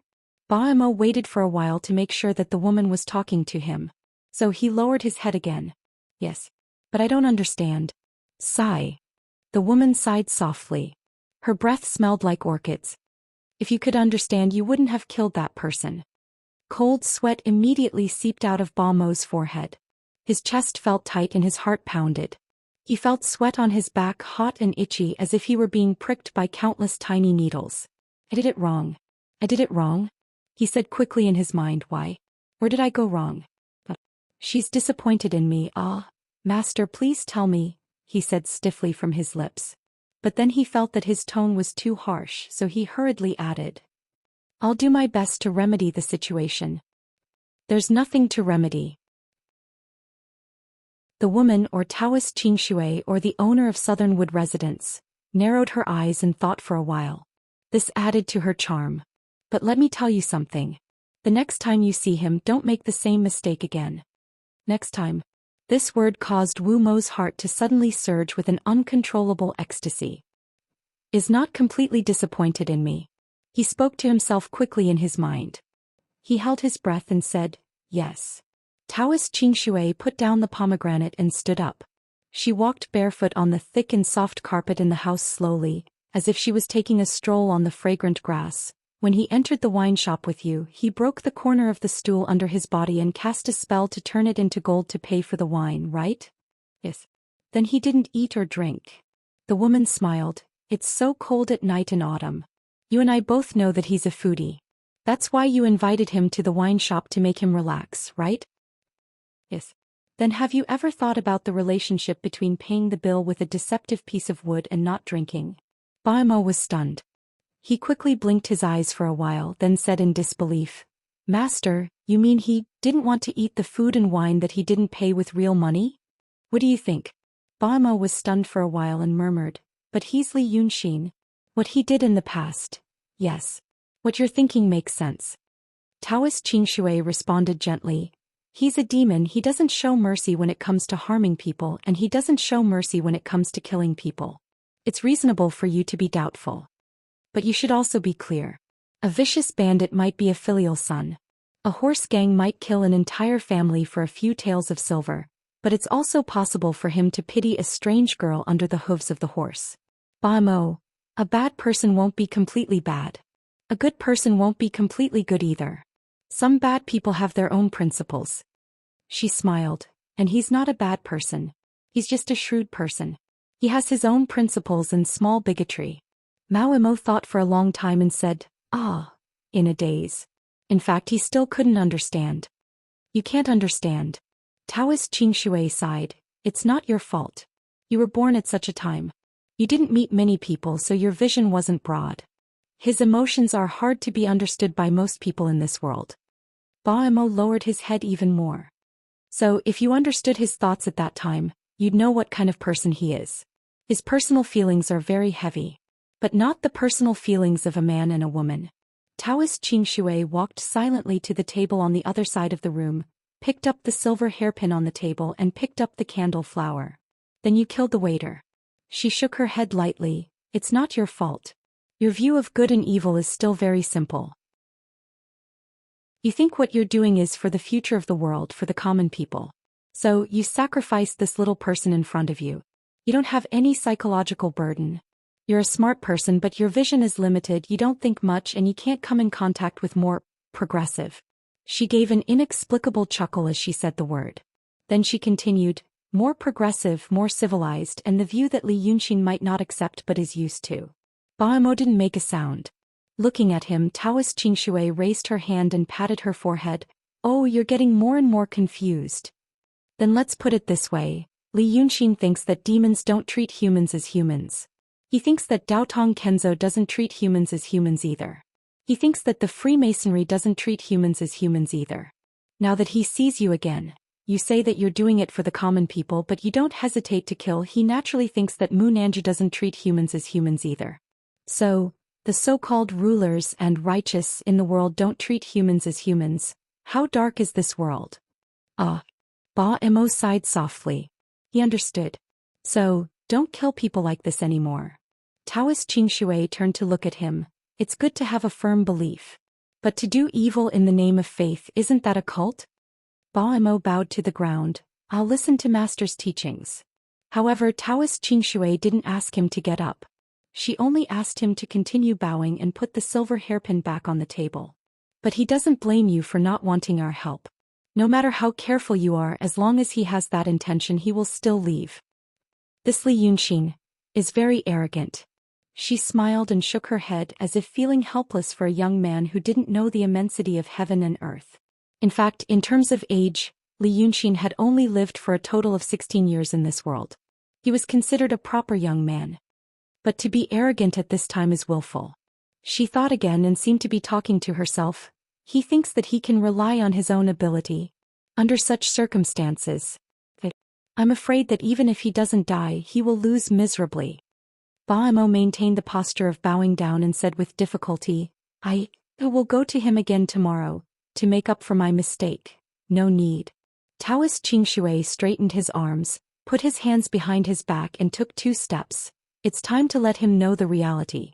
It's time to let him taste the feeling of a crushing defeat. This time we helped him in his hour of need, but he didn't want it. So, let's wait for him to help him in his hour of need. At that time we will really save his life and he will want it. As for now, let's open up his temples. Taoist Qingshui blinked. We said that we will help him conquer Wei River, so these temples will also be included in the agreement. He wants to be clear about his own interests, so do we. Then, I can slowly watch the show. To see how his pride is slowly worn down in the difficult situation. Think about it, it's also very interesting. Taoist Qingxue showed a mischievous smile on his face. He wants to be an equal ally with me. He is really an imaginative child. When Li Yunxin returned to the inn where he and Yu Meng were staying, the lights inside and outside were almost out. 2 waiters were keeping watch in the corner with a small oil lamp, but they looked very nervous. It seemed that they would not be able to sleep tonight. So he did not show himself. Instead, he used some of the demon power that was very precious to him to transform into the body of Yin's spirit and pass through the door. Their room was on the 3rd floor, facing the cliff on the side of the small stone mountain. There were only 4 rooms and they were all booked by Yu Meng. When Li Yunxin arrived at the corridor on the 3rd floor like a gust of wind, he saw Yu Meng holding a candle and looking into his room. He appeared behind Yu Meng and asked in a low voice, "What are you looking at?" Yu Meng's hand trembled slightly when he suddenly heard such a voice behind him, and the candle swayed for a while. Then he turned around and saw Li Yunxin. He let out a sigh. "I came to ask you, what are your plans for the next few days?" Li Yunxin could vaguely hear the sound of the guests walking on the floor, coughing and spitting. He pushed the door open and said, "Let's talk inside." In this era, even the best inns were not good at soundproofing. The 3rd floor was mostly made of wood. According to the standard of his previous world, it was like a window paper. The 2 entered the door. Li Yunxin drew an oval, a semicircle and a line in the air. Then a small oil lamp fell on the table with a clang, whirled twice and lit up. The oil lamp he drew was much brighter than the candle in Yu Meng's hand, and there was no smoke. In an instant the room was as bright as day. Yu Meng looked at the candle in his hand and blew it out. Then he slightly frowned. "Better not use your demon power. You are a Yin god. Once your demon power is exhausted, your realm will drop." Li Yunxin only smiled and walked to the bed. He didn't put a quilt on it and sat cross-legged on it. Looked like he was going to breathe and adjust his breath. Yu Meng sat in front of the table and thought for a while. "I'm not trying to rush you. I also know that it will consume a lot of demon power for you to use the method of turning illusions into reality. But I don't want them to have magical bodies. I just want them to be strong and ordinary people. So I'm asking you, what are your plans for the next few days?" Right now, the demons and the people from the celestial sect have arrived near Little Stone City. Yi country will soon become the battlefield of the world. In my opinion, the safest and wisest way is to find a place to hide from the world. You should adjust your breath and recover your demon power. Then we can make a long-term plan. Then tomorrow I will go to my second brother's place. Li Yunxin closed his eyes and said softly. Yu Meng was stunned. When Li Yunxin said this, it was as if his second brother lived next door and was gentle and kind. He said it very casually.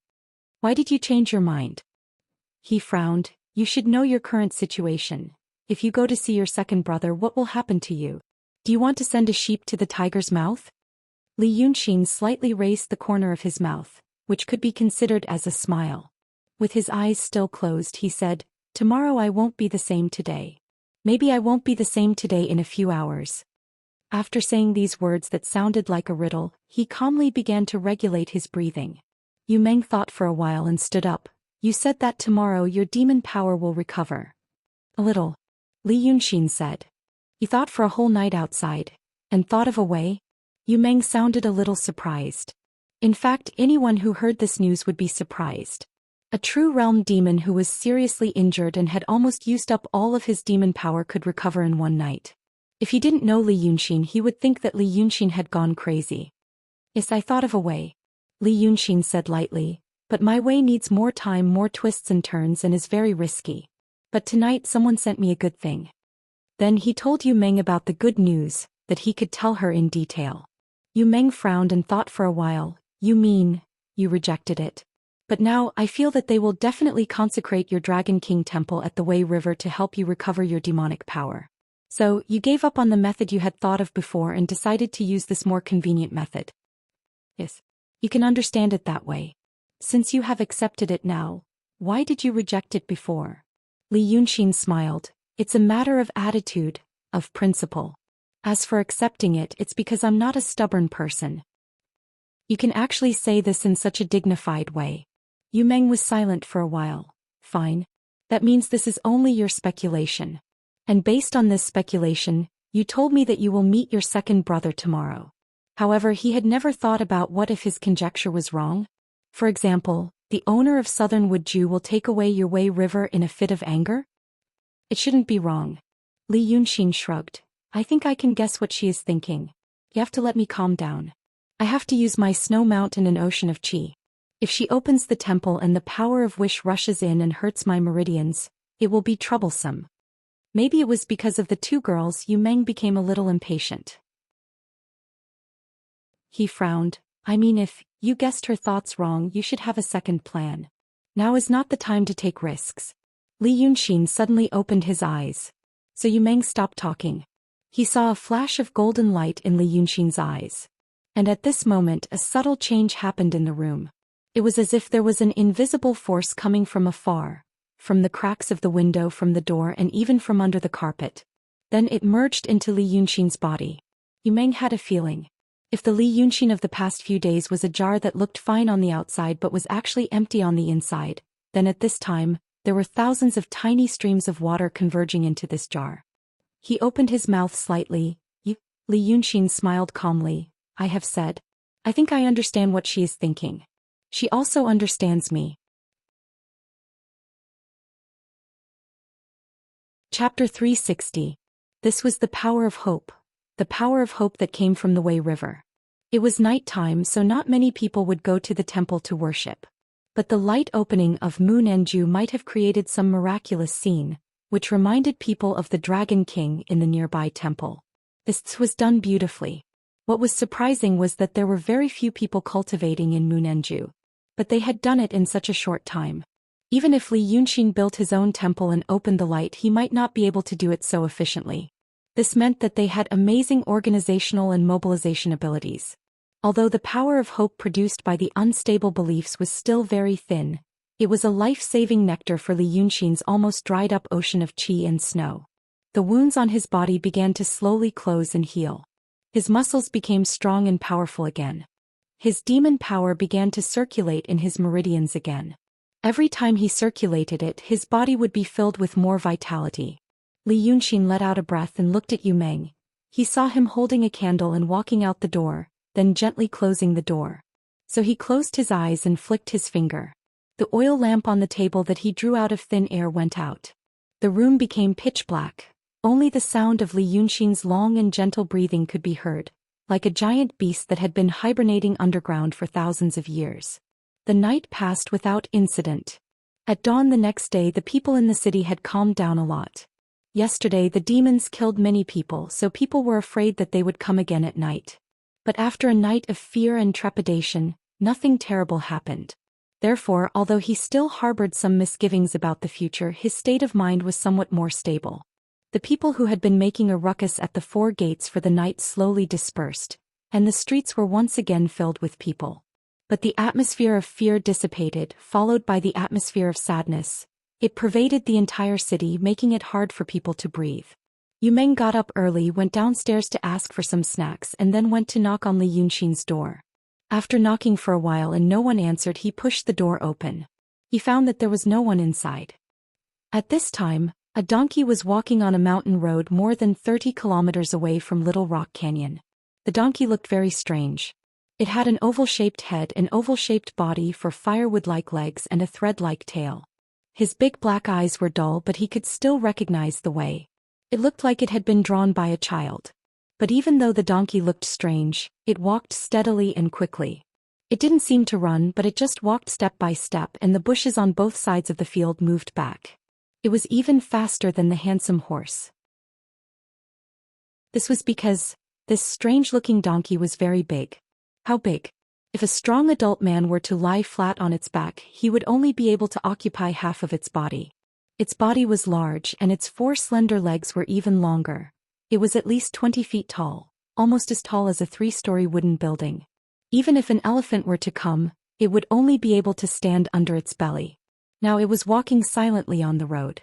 The mouth on its head was pursed into a smiling arc. Although it was smiling, people who saw it would feel a chill down their spines. But in fact, there were only a few people who noticed the donkey. This place was northeast of Little Rock Canyon, and there were golden fields on both sides of the road. The wheat had already been milked and only needed to be harvested in a few days. According to reason, there should be someone looking after it at this time, but there was no one. It was said that there were often ferocious beasts coming out of the forest to eat people, so the people outside the city were as anxious as the people inside. Among the wheat fields and bushes, there were already several pairs of eyes staring at the strange donkey and the person on it. They stared at the donkey until it reached Crow's Mouth. Crow's Mouth was a small mountain pass. On both sides were towering canyons that were several hundred meters high. Standing at the foot of the mountain and looking up, they felt that the cliff was so steep that it seemed like it would collapse at any moment. This place was the main road from the north of Yi Country to Little Rock Canyon. The red stone gorge behind Crow's Mouth meandered through the mountains for dozens of miles and branched off into countless branches. It had always been a place occupied by ferocious beasts and bandits. It was early morning, and the chill of the night had not yet dissipated. The wind blowing out from the Crow's Mouth was cold, and it carried a fishy smell that was difficult for ordinary people to detect. The vines and trees on both sides of the mountain walls had already withered and turned yellow. The dry and brittle leaves rustled in the wind, and patches of withered grass fell to the ground, like the messy hair of a madman. The strange donkey didn't stop and walked straight in. Although the donkey was tall, the cliffs on both sides were even taller. After walking a few dozen steps forward, the vast expanse of blue sky above was reduced to a narrow line. The sun shone miserly from the top, but it was of no use. The canyon was gloomy and gloomy, as if it was dawn or evening again. After walking for another quarter of an hour, the road ahead became even narrower. At this time the donkey could only walk forward and could no longer turn around. As a result, strange howls suddenly sounded from both sides of the mountain walls. The sound didn't sound like that of a wild beast or a savage. Instead, it sounded like some kind of monster. Following that, large clouds of dust erupted from the mountain walls. It seemed that there were more than a dozen figures running on the mountain walls at high speed, and the strength of their feet was so great that the trees growing on the cliff were kicked to pieces, and the rocks were also kicked to pieces. The dust poured down like a torrential rain. These vigorous and ferocious figures finally landed in the canyon in front of the strange donkey. By the time the dust settled, they could see their faces. They were more than a dozen, 8 to 9 feet tall, burly and strong, green-faced mountain ghosts with exposed fangs. There were all kinds of legends about the origin of mountain ghosts among the people. Some said that they were the souls of those who had been eaten by ferocious beasts in the mountains, but they weren't captured by Black by Yanjun, so they wandered the world. After wandering for a long time, they gradually harmed the tourists in the mountains and became mountain ghosts. Others said that they were the soldiers of the mountain god, who specialized in investigating the injustice that happened in the wilderness. They would kill both good and evil people. Now, looking at their appearance, it seemed that the latter theory was more likely, because they were all wearing armor. The most burly mountain ghost in the front was wearing a rusty chain armor. There seemed to be blood in the gaps of the armor, but it had already dried and turned black. The armor probably didn't belong to him in the past. It was almost torn apart by his burly body, so he had to use leather belts to tie it around his shoulders and ribs. He held a steel mace in his hand, but unfortunately many of the iron spikes on the mace were broken, as if he had experienced a fierce battle. The dozen or so mountain ghosts behind him were wearing leather armor, and they were also swaying due to the weight of their thick bodies. However, they seemed to be organized. When they landed, the leader of the mountain ghosts stuck out his fat, scarlet tongue and licked his fangs. He said in an angry voice, "Where are you from, friends? Where are you going? This place has been occupied by my king. This is a military stronghold. Quickly report your name." If a cultivator saw this scene, he would definitely be shocked. Not to mention the fact that these demons were actually wearing standard leather armor. Just the words they spoke were enough to make people's jaws drop. They actually spoke such human language, and it sounded a little courteous. Although they were tall and burly compared to the strange donkey, they were dwarfs. They only reached the donkey's knee. After they stopped the road and spoke, the man on the donkey stood up and snorted, "Where did these small fish come from? Who is your king?" As soon as the man on the donkey appeared, the dozen or so demons immediately became noisy and shouted angrily, "It's a man. It's a stinky Taoist priest." They all stepped forward and were about to pounce. Only stinky Taoist priests wear white. Stinky Taoist priests also like to ride donkeys. But there were also some who said, "This donkey isn't a stinky Taoist priest's donkey. It's a strange donkey. Ah, it's a strange Taoist priest. These little demons didn't speak, but they were gloomy and fierce. But now that they were speaking, they revealed the stupid and confused look of these little fiendish demons.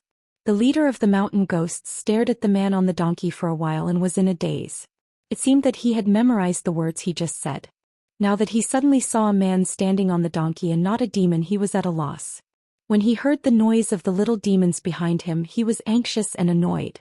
Suddenly he became ruthless, grabbed the head of a demon beside him and smashed it on the ground, smashing the brain into pieces. Then he stomped on the ground and shouted, "Hey! Taoist priest! Hey, kill! After saying these words, he was the first to rush forward. Seeing this, the demons behind him were overjoyed and swarmed forward as well. For a moment, the narrow and dark canyon was filled with smoke and dust. It seemed that there was no way to avoid it. They were only a dozen steps away from the strange donkey. They rushed forward ferociously, and in just 2 breaths, they reached the foot of the donkey, waving their sticks and fists. But at this moment, the strange donkey suddenly lowered its head as fast as lightning. The mouth on its head was originally closed, forming a smiling arc. But at this moment its mouth suddenly opened. But what was revealed was not the big front teeth of a donkey, but 2 neat rows of triangular white teeth. These tusks were half the height of the mountain ghost. And when the donkey opened its mouth, it was in a semicircle. And it was smiling. This scene looked even more horrifying than before. The 8 or 9 mountain ghosts at the front didn't stop in time and were swallowed by the donkey. When the 2 rows of triangular tusks opened and closed, severed limbs, internal organs and flesh fell to the ground. The blood flowed like a waterfall. These mountain ghosts could speak, and in terms of cultivation level they were all at the emptiness realm. And their bodies were already very strong. But in the mouth of the strange donkey that was full of tusks, they were like rotten meat that couldn't be chewed. When the 3 or 4 mountain ghosts saw this scene, they immediately turned around and ran without any reluctance. As they ran, they wailed like ghosts and howled like wolves. "Strange Taoist, strange donkey. Food is coming. Food is coming."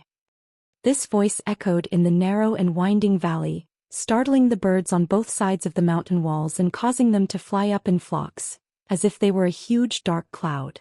But the donkey raised its head and continued to move forward. Just like that, they walked for an hour. Speaking of which, the red stone gorge looked like it was occupied by demons. In these 2 hours they encountered 3 groups of patrolling demons. Some beasts became spirits and attained Tao, and some spirits cultivated to the realm of truth. But no matter what kind of demon it was, the donkey would open its mouth and eat it. Its tusks were sharp, and the emptiness realm demons were chewed to pieces in its mouth. In the end, it encountered a realm of the outer fringe and it was trampled to death by the donkey. It died an extremely wrong death. After these 2 hours they finally reached the first fork in the Redstone Gorge. On the left was the Great Gorge that led to the south of Yi country, and on the right was the fork that was overgrown with weeds. At the top of the cliff next to the fork, a man in a golden robe suddenly appeared. So the strange donkey stopped and the man on the donkey also stood up. The man in the golden robe had a golden crown on his head. His eyes were blue and his figure was tall and mighty. Who else could it be but Long Ertzi Hatred? Hatred stared at the man on the donkey's back for a while. Then he said loudly, "Ninth brother, where did you find this donkey? What a great fire. It ate dozens of demon soldiers under second brother's command along the way. These will all belong to you in the future, ninth brother." Li Yunxin, who was on the donkey's back, raised his head and squinted his eyes to look at him. Hatred was standing on the cliff. The light from the sky made his figure blurry, and only a rough outline could be seen. He smiled coldly and said loudly, "It's not that I want to be rude. It's just that the demon soldiers under second brother's command shouted to kill me when they saw me. If I didn't know that second brother is a gentle and honest brother, I would have thought that it was because second brother wanted to take my life, and that's why the demon soldiers were so fearless. For the sake of second brother's reputation, they simply let the donkey eat them all."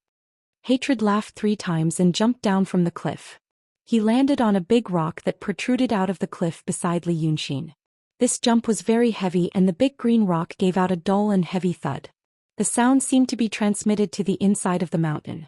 The surface of the green rock also immediately showed dense spider web patterns, making a series of crisp sounds like popping beans. In this sound, Hatred looked at Li Yunxin with a smile. He tilted his head and looked around. Second brother, I heard that ninth brother was caught by Kenzo at the border of Xianxia country and they had a big fight. I also heard that ninth brother was seriously injured and his realm almost dropped. But now it seems that ninth brother is still energetic. But is he okay inside? If not, just tell second brother. Now that I'm here, I'll be in a comfortable place. Li Yunxin put his hands behind his back and smiled. After a moment of silence, he said, what second brother heard is true. I am really seriously injured and my realm is about to drop. Besides, I was driven out of Dongting and there is no room for business planning. I am almost at the end of my road. Hearing this, Hatred's eyes lit up, so bright that it was scary.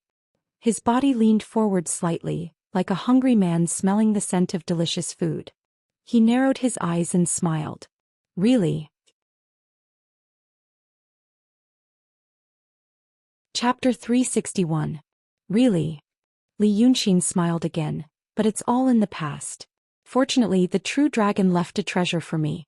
Now, my injuries have mostly recovered and just like what second brother saw, a donkey that I casually made is quite a capable general. I heard that you invited Princess Golden Rock and Princess Dongting to be your guests, so I came here on the donkey. I want to give this donkey to Princess Golden Rock as a gift. The light in Hatred's eyes dimmed. He seemed to be very disappointed. He moved the corner of his mouth. Shinri's treasure? Li Yunxin smiled again. He paused for a while and said, do you remember you told me that Shinryu wanted to take back the dragon chi? Before Hatred could speak, Li Yunxin said, but Shinryu also told me, among the 9 dragon sons, there will be someone who wants to combine the dragon chi. Zhenlong also said that second brother, you've been making a lot of moves recently so I'm afraid you're the most ambitious. She was afraid that I would be harmed by you so she gave me a treasure to protect me. With that treasure I was able to repel the golden photon. Li Yunxin sighed slightly. You must have seen the golden photon. Didn't you find that she was seriously injured? That's because I used that treasure to forcefully extract the sword sect magic treasure that was refined within her body. Speaking up to this point, Li Yunxin's tone became harsher. He turned his hand and showed the glazed sword. Let me see. This is the treasure of the Kenzo. Hatred frowned. He stared at the glazed sword and then at Li Yunxin. His face gradually showed, as if he was suppressing his anger.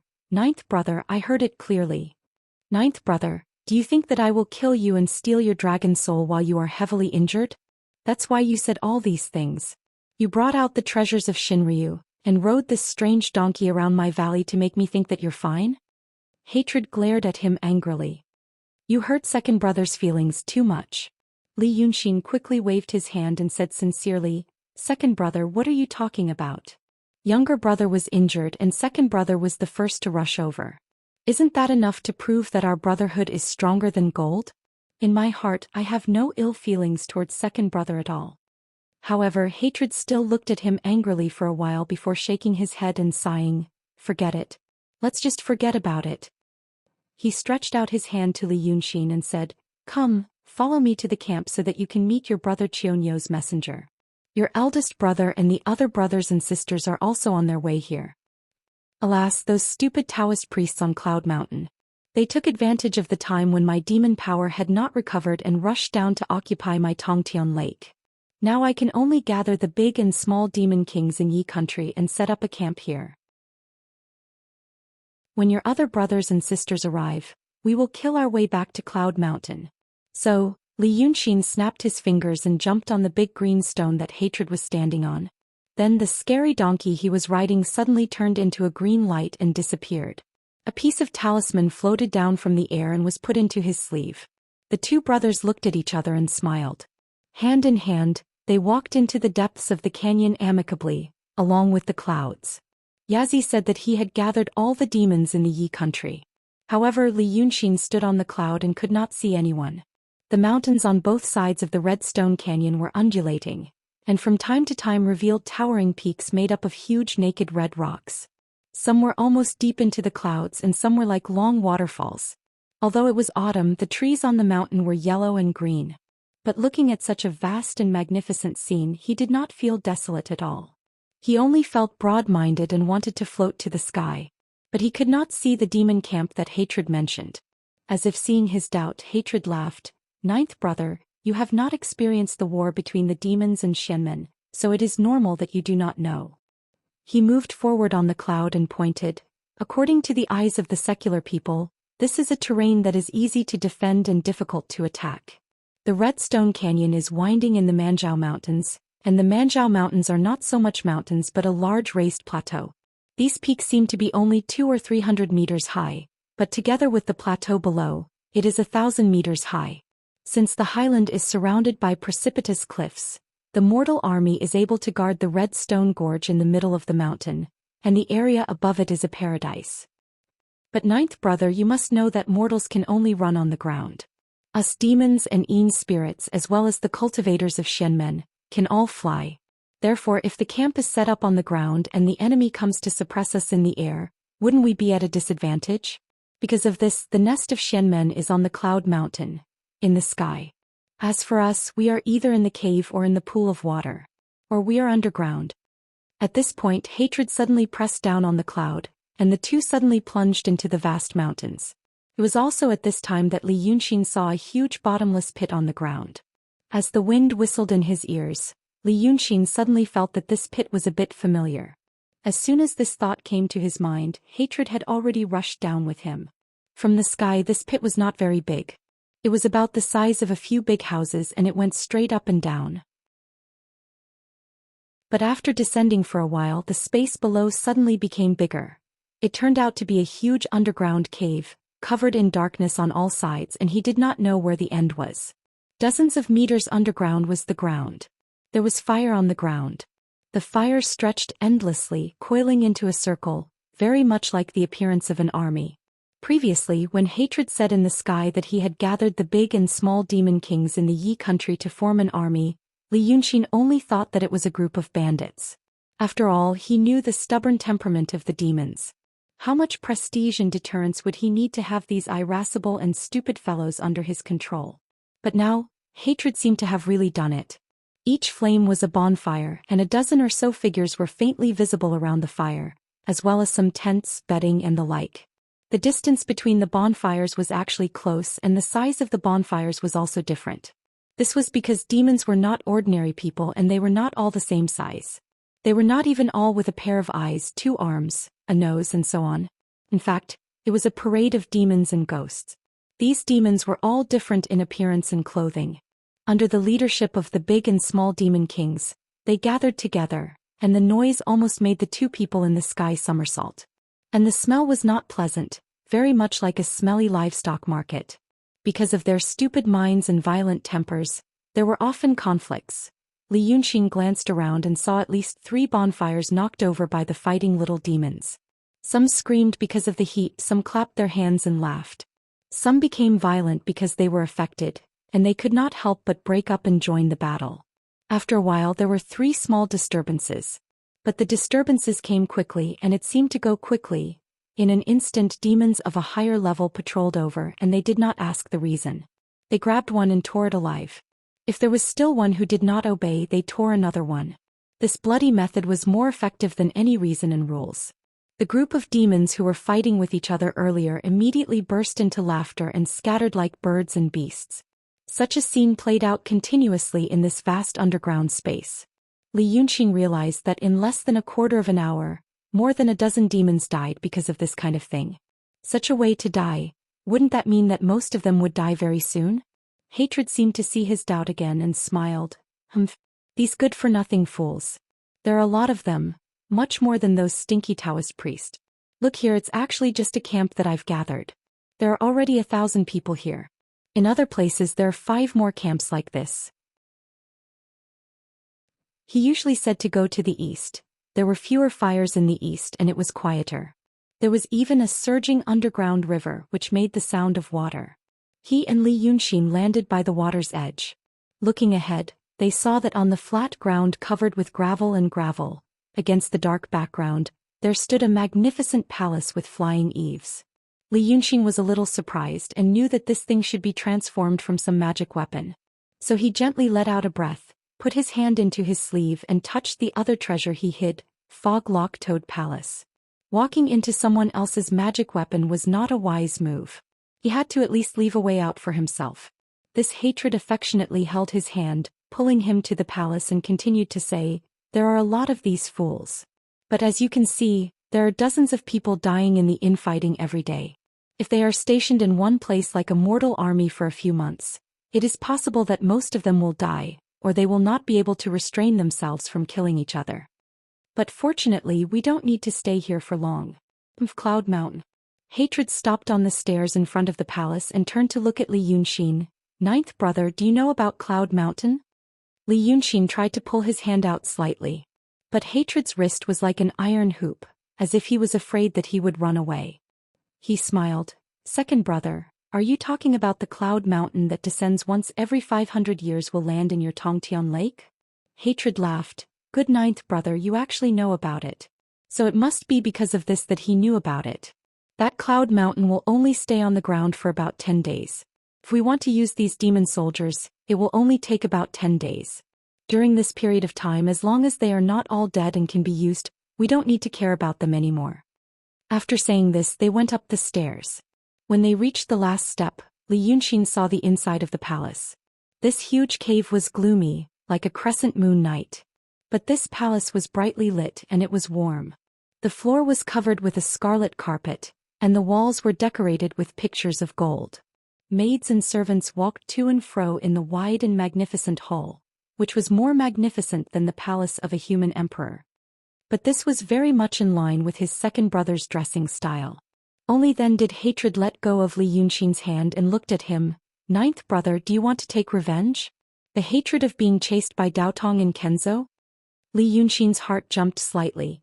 He was thinking about how to open his mouth so that he could take the first step. His first step was to unravel the noose. So he lowered his head in silence for a while and then raised his head again. But this time the expression on his face had become very serious and sincere, and the aura on his body was suddenly restrained, as if he was about to make a difficult decision. "Second brother, you should be relieved. You should be relieved now." He said this sentence without any rhyme or reason, and then seriously looked into Yazi's eyes. Hatred was slightly stunned. But then he smiled and his eyes were playful. "What do you mean?" "I have come to second brother's camp, and also to second brother's magic weapon." Li Yunxin took a breath in relief. "Right now my life is in your hands. It's time for us to have a frank talk." Ninth brother, what are you saying? There is no benefit in swallowing me." Li Yunxin ignored his words and interrupted him stiffly. "It is very disadvantageous to second brother. However, I, your ninth younger brother, have a way that satisfies both sides. I can make my second elder brother a great monster that can fight against true dragons and rock kings as equals, and I can save my own life. Second brother, do you want to hear it?" Hatred maintained his smile and stared into Li Yunxin's eyes for a while. Then the smile on his face turned into a faint sneer. "Ninth brother, you think I want to swallow you? Well, let's think of it this way. In this way, what good idea do you want to tell second brother?" As he said this, the tip of his tongue flashed across his lips. Li Yunxin didn't know if it was an illusion, but she felt that his mouth seemed to have become a little bigger. However, he was not flustered. He just smiled faintly. "Second brother, please think about it. We are just a quarter of the original dragon breath of Shinryu. Shinryu hid half of the dragon breath in Dongting. Then he used the remaining half to divide us. Second brother, even if you worked hard to combine the 9 parts of the dragon breath into one, what can you do? It is just equivalent to the current Shinryu." Li Yunxin shook his head. "I also know that second brother caught the princess of Dongting for the dragon breath in her body. But second brother, think about it again. Even if you swallow the princess of Dongting, it is not as good as Shinryu in its heyday." "Shinryu." Li Yunxin raised his hand like an impassioned speaker. With another hand behind his back, he paced a few steps in front of the hall and turned his head. "When Shinryu was born, there was a real dragon breath. So what? Did you subdue all the monsters in the world? Maybe you did. But didn't you still fight with the Golden Rock King? Furthermore, second brother had spent so much effort just to become the Lord of the Demons. Now, Xianmen wants to eliminate the monsters. Second brother has to deal with not only the monsters but also Xianmen. Can Shinryu do anything to Xianmen in those days?" "Oh." Hatred narrowed his eyes and looked at him. "It turns out that ninth brother is so ambitious. So according to what ninth brother said, this is not good, that is not good. What should we do? Li Yunxin's face turned serious. He pointed to the camp of the monsters in the west and then pointed up. There is so much monster power, second brother, can't you see it? Us Yin gods rely on the power of prayers to increase our cultivation. But second brother, you should know that the resentment of the souls and even the souls themselves can be turned into spiritual power and monster power. I am not talented, but I set up a big array in the city of Wei, using the power of prayers of millions of souls, and with my cultivation of the transcendent state I sealed Yunzi, who is in the true state, into the scroll. Then with the power of prayers I entered the true state. Second brother, think about it again. If there is such a convenient method, why didn't you use it before? It is because the Dao Tong is powerful and they are in a delicate balance with us demons. If they want to eliminate the monsters, they need to pay a huge price. But if there is a big monster using this method to cultivate, not to mention how many people they need to kill, how much resentment they need, if the Dao Tong Kenzo knew about this, they would definitely not sit back and do nothing. And because of this, maybe some small monster kings tried to do this. But they were discovered by the Taoist priests and swordsmen and killed. Or their level is too low and they can't do anything. But second brother, now, Xianmen has broken the balance first. The big monsters follow the rules and are careful, but they still want to fight. Li Yunxin said sternly, they have unleashed their ferocious nature and killed until corpses and bones are everywhere, but they still want to fight. They have already shed all pretense of cordiality. What are you afraid of, second brother? Send all the big and small monster kings and the demon soldiers under them to death. Then send all the Taoist priests of Cloud Mountain to their deaths. By then the land of Yi Kingdom will be filled with ghosts and resentment. I will set up a big array for second brother, and let them all be used by second brother. Hehe. Such a huge power that no one has ever had before and no one will be able to surpass. Can it be compared to the 3-part dragon soul? By then second brother will be stronger than the Shinryu and the 2 sages. Every time Li Yunxin said a word, Hatred's eyes flashed once. When Li Yunxin finished his last sentence, Hatred frowned, and his eyes seemed to want to cut open Li Yunxin's chest and dig out his heart, eager to see if what he said was true. After a moment of silence, Hatred said in a low voice, "Ninth brother set up an array for me? Ninth brother cultivates the art of painting. Now in the whole world, probably only ninth brother has the ability to turn resentment into his own. With this ability, if ninth brother secretly does something, how can second brother know? And, so many ghosts, are you sure you can keep them? Ghosts? Second brother, didn't you notice?" Li Yunxin also lowered his voice. That Bai Yunxin killed hundreds of people in Little Rock Canyon, but after 6 hours, those hundreds of wandering souls are still wandering in the world of the living, and haven't been hooked by Black Bai Yanjun. When I was fleeing in the wild forest of Qing Kingdom, I also gathered countless wandering souls, and also haven't been hooked by Black Bai Yanjun. Second brother, did you not realize that something might have happened in Sanluo Temple so that Black Bai Yanjun can't show up for a while?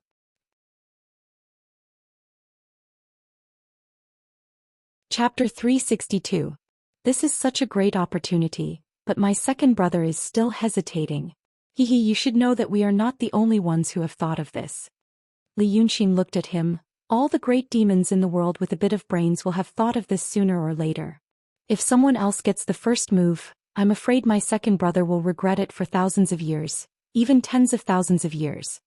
Right at this moment they suddenly heard a crisp clap from inside the hall. Then a tall and slender man with a handsome face wearing a white robe leisurely walked out of the door. With a smile on his lips he clapped a few more times.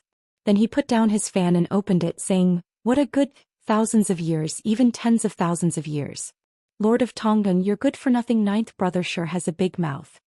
Seeing this person, Li Yunxin was slightly stunned for a moment. From afar his clothes, demeanor and his extremely annoying tone made him look exactly like himself. Therefore he immediately sneered, "Second brother. Why haven't I heard you mention this idiot before?" The man in white was stunned. Then he frowned in disbelief and pointed at him. "Little bastard, how dare you scold me?" Li Yunxin said quickly, "Little bastard, who are you talking about?" The man in white was furious. "I'm talking about you." Li Yunxin sighed sympathetically and turned to look at Hatred.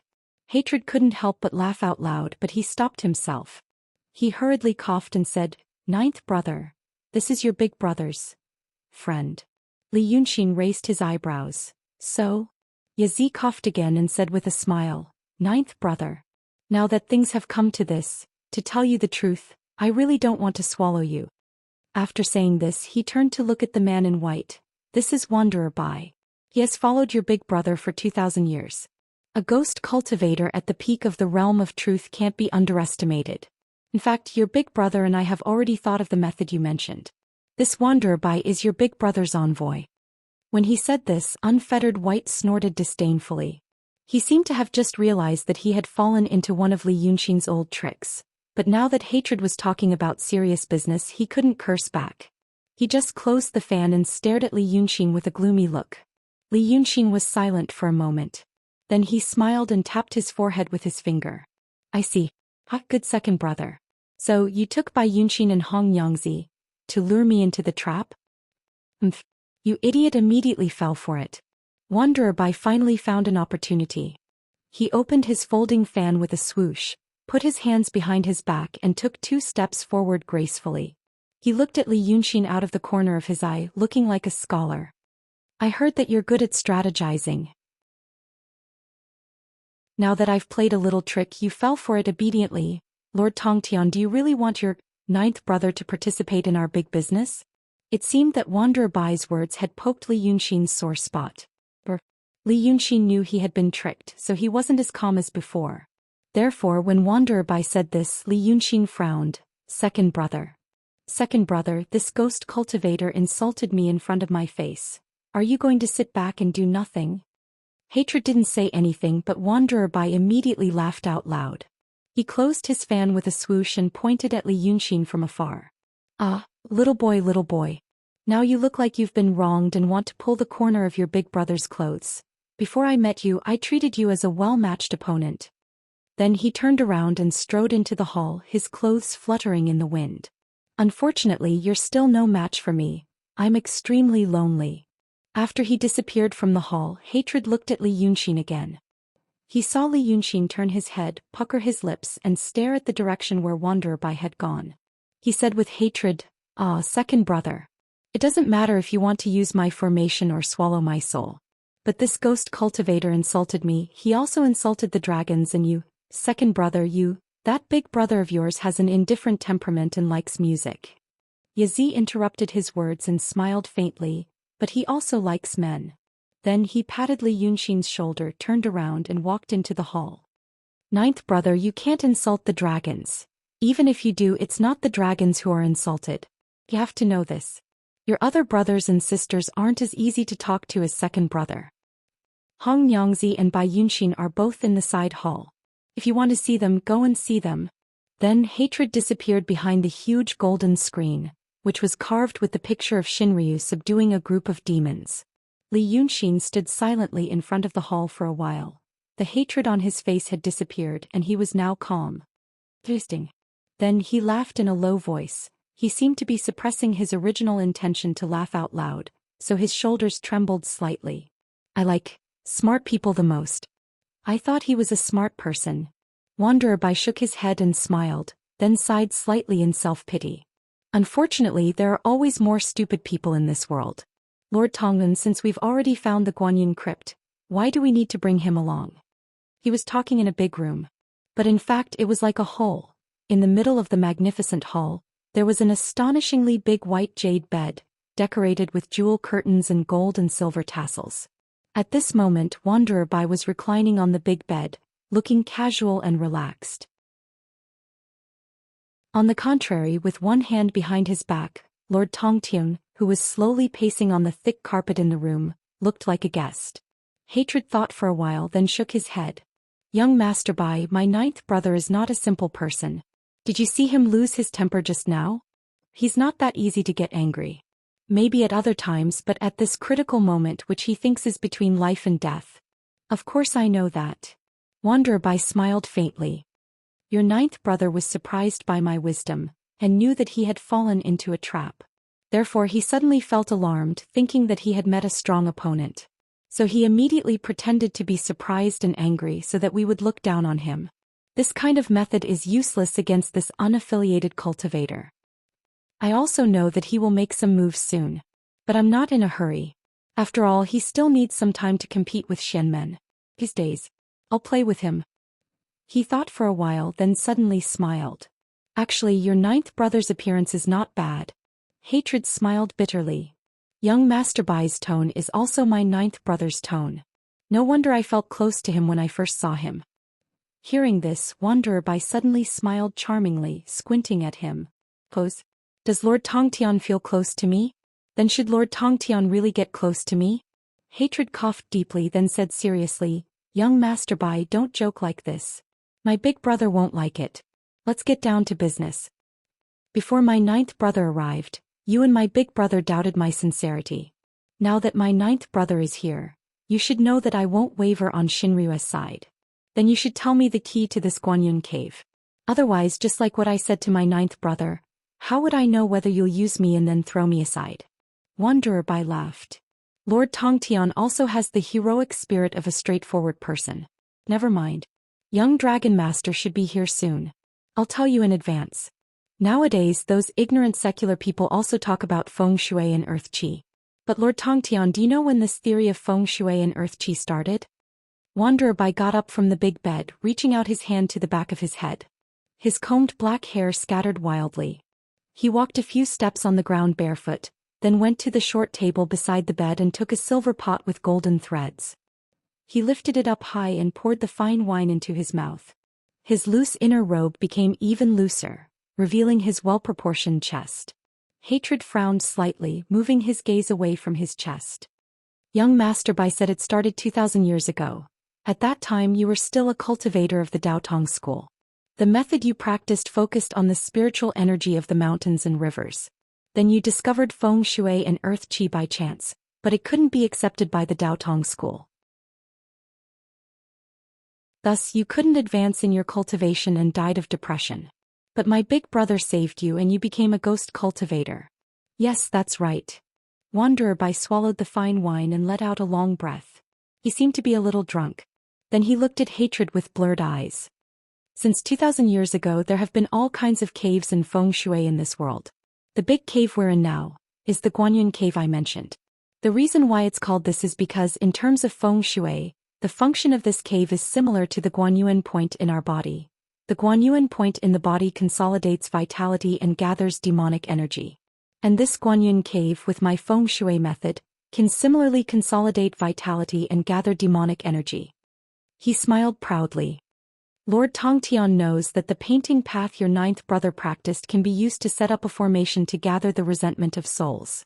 He also knows that the Daotong Kenzo also has a formation that can do this. But now with the feng shui method that I've comprehended, I can also do it. Humph.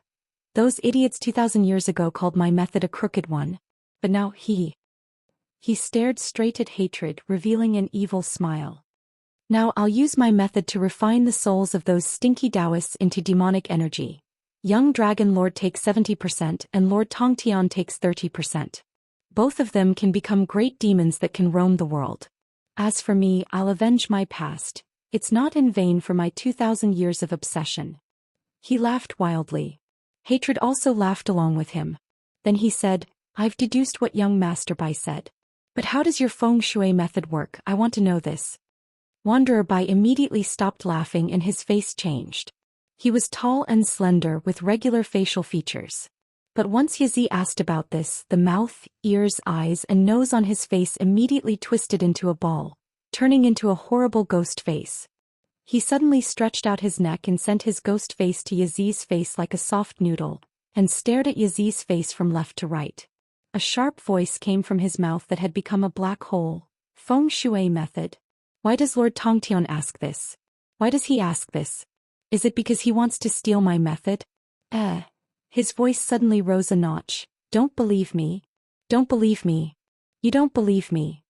This scary voice was sharp and harsh, and the last 3 sentences became louder and louder. The utensils made of crystals, gems and glazes in the big room all exploded with a bang, and the tiny fragments were directly shaken into big clouds of colorful fog.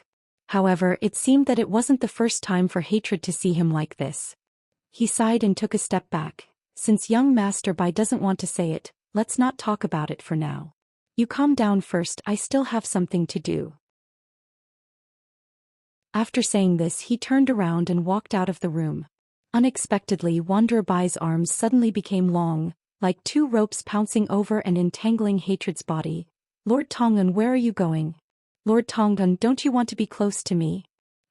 Don't you want to be close to me? Then his body floated over, but he didn't look like a human anymore. He showed his ghost appearance again. Like a cloud of white fog with a scary face, he wandered on Hatred's body.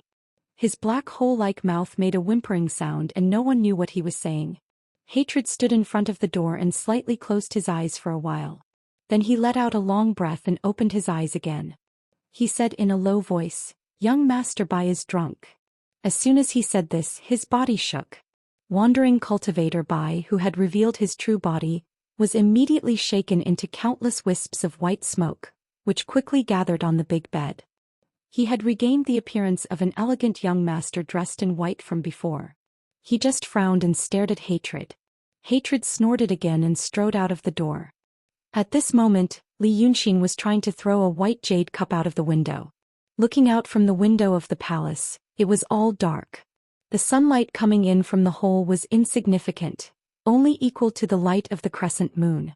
In this vast and distant darkness, the light of the bonfire stretched far into the distance. Even though he was in the palace far away from the demons, he could still hear some roars from time to time. He held a lantern in his hand and threw it out of the window. The little thing drew an arc in the air and landed on the ground outside. It even rolled a few times. But when he turned his head, he found it on the table again. "I tried. It didn't work," Bai Yunxin said in a low voice. It was also a huge and wide room and the layout was the same as Wanderer Bai's. Bai Yunxin, Red Madam and that maid were all imprisoned here. In fact, Li Yunxin's situation was similar to theirs. Li Yunxin turned around from the window and looked at Bai Yunxin. "You took her away and said you didn't believe me. If you knew we would meet again today, why did you do that?" "If I didn't leave, I'm afraid she would have died in Dongting a few days ago," Bai Yunxin said and turned to look at Red Madam. When Li Yunxin walked into the room, the fish monster looked up at him with surprise in her eyes. However, it was just for a moment. Soon she was overwhelmed by sadness again and couldn't get rid of it. She continued to sit in the chair against the wall and stared at the window. "Humph. Why did you do that?" Bai Yunxin frowned and looked at her. "Your father didn't treat you like a father and daughter. In order to provoke the conflict between my adoptive father and Shinryu, he refined the dragon soul into you. Do you know that once your dragon soul is taken away, your soul will also scatter and scatter?" "This person," she said and pointed at Li Yunxin, "this person can't do anything." But Red Madam turned a deaf ear to her words. There was no emotion in her eyes at all. She was like a body that was about to lose its vitality. "She is a ghost cultivator." Li Yunxin sighed in a low voice. "Her obsession is love. This kind of thing can't be explained by common sense." "Why do you say this?" "But what about provoking your adoptive father and Shinryu?" Bai Yunxin looked at him. "I can't tell you about this." She refused directly. Then the young maidservant beside her served her tea and stared at Li Yunxin at the same time. It seemed that a few months ago she was a mortal who had to tremble in front of them and beg for her life. But now she had become a great demon who could stand in front of them and talk calmly. This matter puzzled her so much that she became more and more curious about Li Yunxin. Li Yunxin glanced at the teacup in Bai Yunxin's hand. When Bai Yunxin opened the lid, he saw that it was not tea but a red, warm liquid. He felt that it might be what he imagined. "If you don't tell me, how can I save you?" He sighed, walked to Bai Yunxin and sat down next to her, looking at her. "I originally had a good plan. But the three of you came out and messed up my plan. I could have ignored you. But first, I promised you that I would help you settle the engagement with the dragons. Second, you did it to save me. How can I owe you such a favor?" Bai Yunxin took a sip of the tea. She licked her lips quickly with the tip of her tongue and looked at Li Yunxin with a pair of black eyes. "Save us?" Then she turned to look at the little maid beside her. "Do you believe him?" The little maid giggled. But maybe it was because she was a demon, her smile always revealed a ghastly evil spirit. "I don't believe him. In my opinion, miss, he obviously wanted to sneak into Hatred's lair, but he didn't have a good excuse. Now that he saw us, he just rushed over. After saying that, she covered her mouth and laughed again.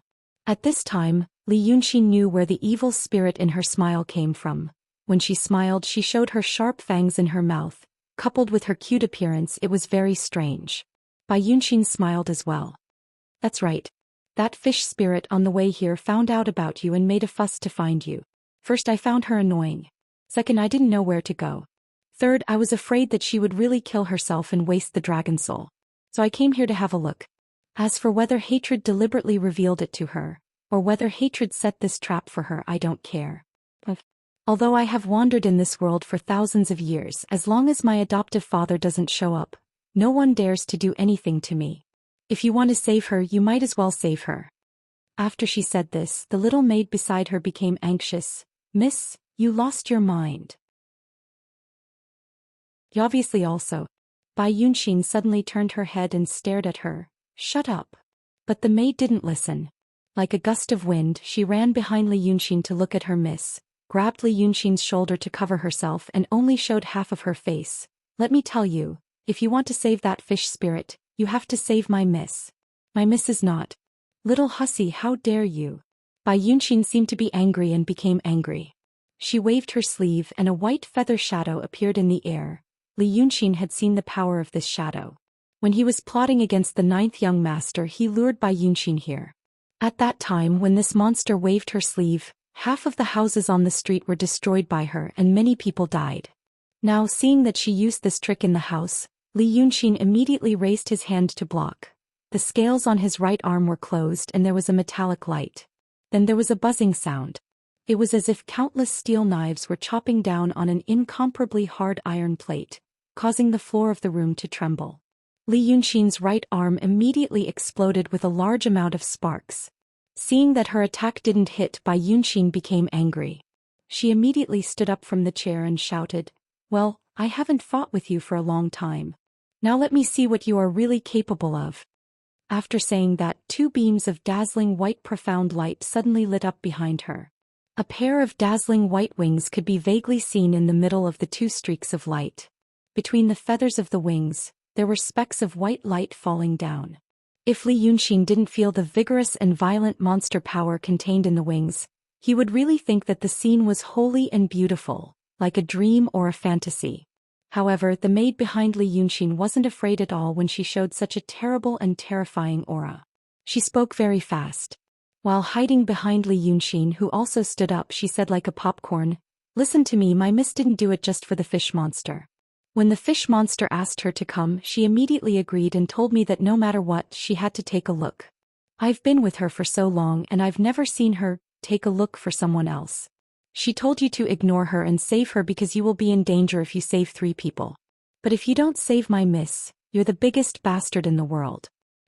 Little hussy, I'll tear your shell off. Hearing the maid say all these in one breath, Bai Yunxin seemed to be really angry. The wings made of light behind her suddenly expanded, as if there were 10 suns appearing in the room at the same time. Then there was another long and drawn-out cry of a crane. Countless white feathers, shining with a deadly cold light, shot over like a torrential storm. The maid panicked and hurriedly shouted, Miss, spare me, spare me, spare me. I won't dare to do it again. Young Master Li is still seriously injured, you're going to kill him. The violent aura and monster power pressed over like a rolling tide. The outer robe formed by the monster power on Li Yunxin's body was torn and turned into countless tiny pieces. However, a new white robe grew out from the pieces. It looked like the skin was regenerating. In this fast, violent and shocking attack, Li Yunxin took a deep breath and shouted in a deep voice, Enough! Then, this attack actually disappeared without a trace because of his low shout. It was as if everything was just an illusion. Bai Yunxin and the maidservant stood dumbfounded in the room. After a full 3 breaths, Bai Yunxin looked at her hand in disbelief, then looked at Li Yunxin. How is this possible?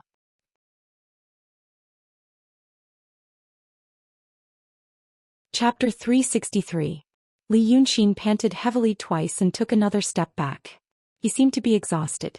But even so, he actually dissolved the attack of a raging True Realm demon. There were 3 realms in the True Realm. Enlightened Master, Advanced Enlightened Master and Perfect Harmony Enlightened Master. And Bai Yunxin's cultivation level was about to enter the Advanced Enlightened Master realm. Although the improvement of a demon's cultivation mainly came from the power of faith, and this Xianxia had been wandering around the world for a long time, and didn't pay much attention to it. As a true realm demon, her attack was not something that could be easily blocked by anyone below the profound realm. Moreover, Xianxia was not resisting, but neutralizing it. There was a world of difference between the two. This strange thing made Xianxia forget to be angry. She stared at Xianxia for a while and said again, "How could it be?" Then Xianxia saw that her eyes were filled with curiosity and danger. Just before he had the time to say enough, Xianxia clasped her hands together and suddenly pushed forward. 10 streaks of snow-white sword light shot over at the same time. Before Xianxia could make any move, they had already landed on his body. But he was still unharmed. The curiosity in Xianxia's eyes grew even more intense, to the point that her eyes instantly turned pitch black, without a single trace of white left in them. Even the maidservant behind Xianxia, Little Shell, cried out in panic this time, "Miss, don't do it." Just as she said this, Xianxia suddenly moved. He took a heavy step forward. With this step the whole room seemed to tremble with his stomp. Then he said in a low voice, "Good." No one knew what he meant by the word good, and who he meant it for. But just as he said this, a burly golden strongman suddenly appeared in the void behind Xianxia. This warrior's body was made of golden light and it shone brightly. Standing in the void, his figure was a little blurry and flickering. It seemed that the person controlling him didn't have the ability to completely control him. Looking at his appearance again, he was not as dignified and solemn as those gods summoned by ordinary Taoist techniques. On the contrary, this strong man looked like a mortal who mingled in the streets. He was a slightly plump man in his 30s or 40s. He had short hair and was bare-chested. He only wore a pair of shorts and a short towel over his shoulder. But even so, coupled with the brilliant golden light on his body, this man had a mysterious aura around him. As soon as he appeared, Xianxia immediately turned around and waved her hand to slash a sword light. However, the sword light passed through his body and then he pressed Xianxia to the ground. Maid Xiaoqi exclaimed again. This time it was because.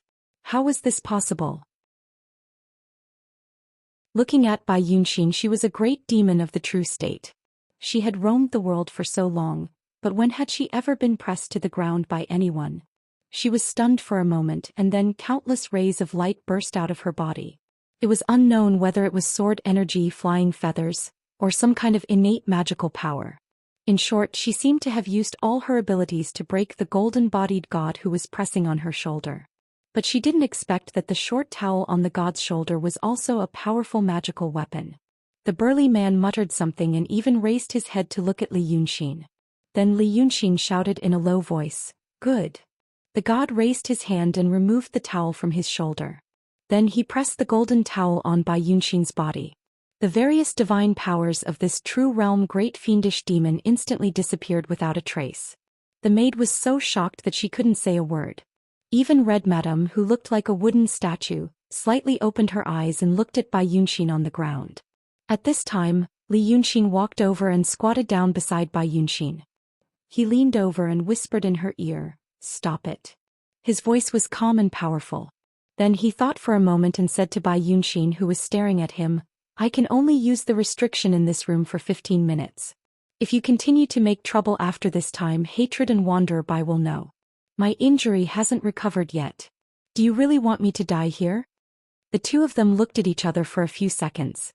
The darkness in Xianxia's eyes slowly disappeared, and her black and white eyes reappeared. She stared at Xianxia. "I'm teaching my maid a lesson. How dare you stop me? I'm here to save you." Xianxia sighed and interrupted her, "But I'm here for something else. I want to save all three of you. But if you continue to make trouble, I might not be able to leave." Xianxia's expression changed. After a while she frowned. "Save us?" She looked at Xianxia as if she was looking at a monster. "You would do such a thing?" Then she looked at her servant girl. Xianxia stood up. At the same time he shouted to the golden light warrior who was still pressing Xianxia, "Done." The incredible god immediately turned into spots of light and disappeared. Then all the tables, chairs and cups in the room that were destroyed during the fight were miraculously restored. "Don't misunderstand." Xianxia let out a sigh of relief, smiled and said to Xianxia, "It's because you saved me." At this moment the maid Little Shell hurried over to help her young miss. Bai Yunxin glared at her fiercely. The maid was so scared that she was about to cry, but she still went over and hugged her arm. I was plotted against and broke through to the next realm. He thought for a while. So, there are some things that I can't owe you. Speaking of which, you saved me twice. If I don't return this favor, I'm afraid that I'll encounter inner demons and tribulations in the future. But at this moment, Bai Yunxin didn't seem to be most concerned about this point, although it seemed that Li Yunxin's words didn't convince her completely. She only stared at Li Yunxin. How did you do it? You mean, I used my cultivation level, which is almost one realm lower than yours, and I was seriously injured. But I was able to neutralize 2 of your attacks and even pressed you to the ground so that you couldn't move and let me play with you? Li Yunxin blinked. Do you want to know? Anger appeared on Bai Yunxin's face again, and she looked like she was about to attack again. The maid hurriedly hugged her arm. Young miss, young miss. Li Yunxin laughed. I'll tell you. But if I tell you, you have to tell me what you said just now about Lord Dongting sealing the dragon soul and provoking your adoptive father and Shinryu. You know, if I want to save you, I have to stir up trouble. But if I don't know more, I won't be able to stir up trouble. Then, regardless of whether Bai Yunxin responded or not, he said in a low voice, Actually, it's not my ability. It's just that I know more about this palace than you do.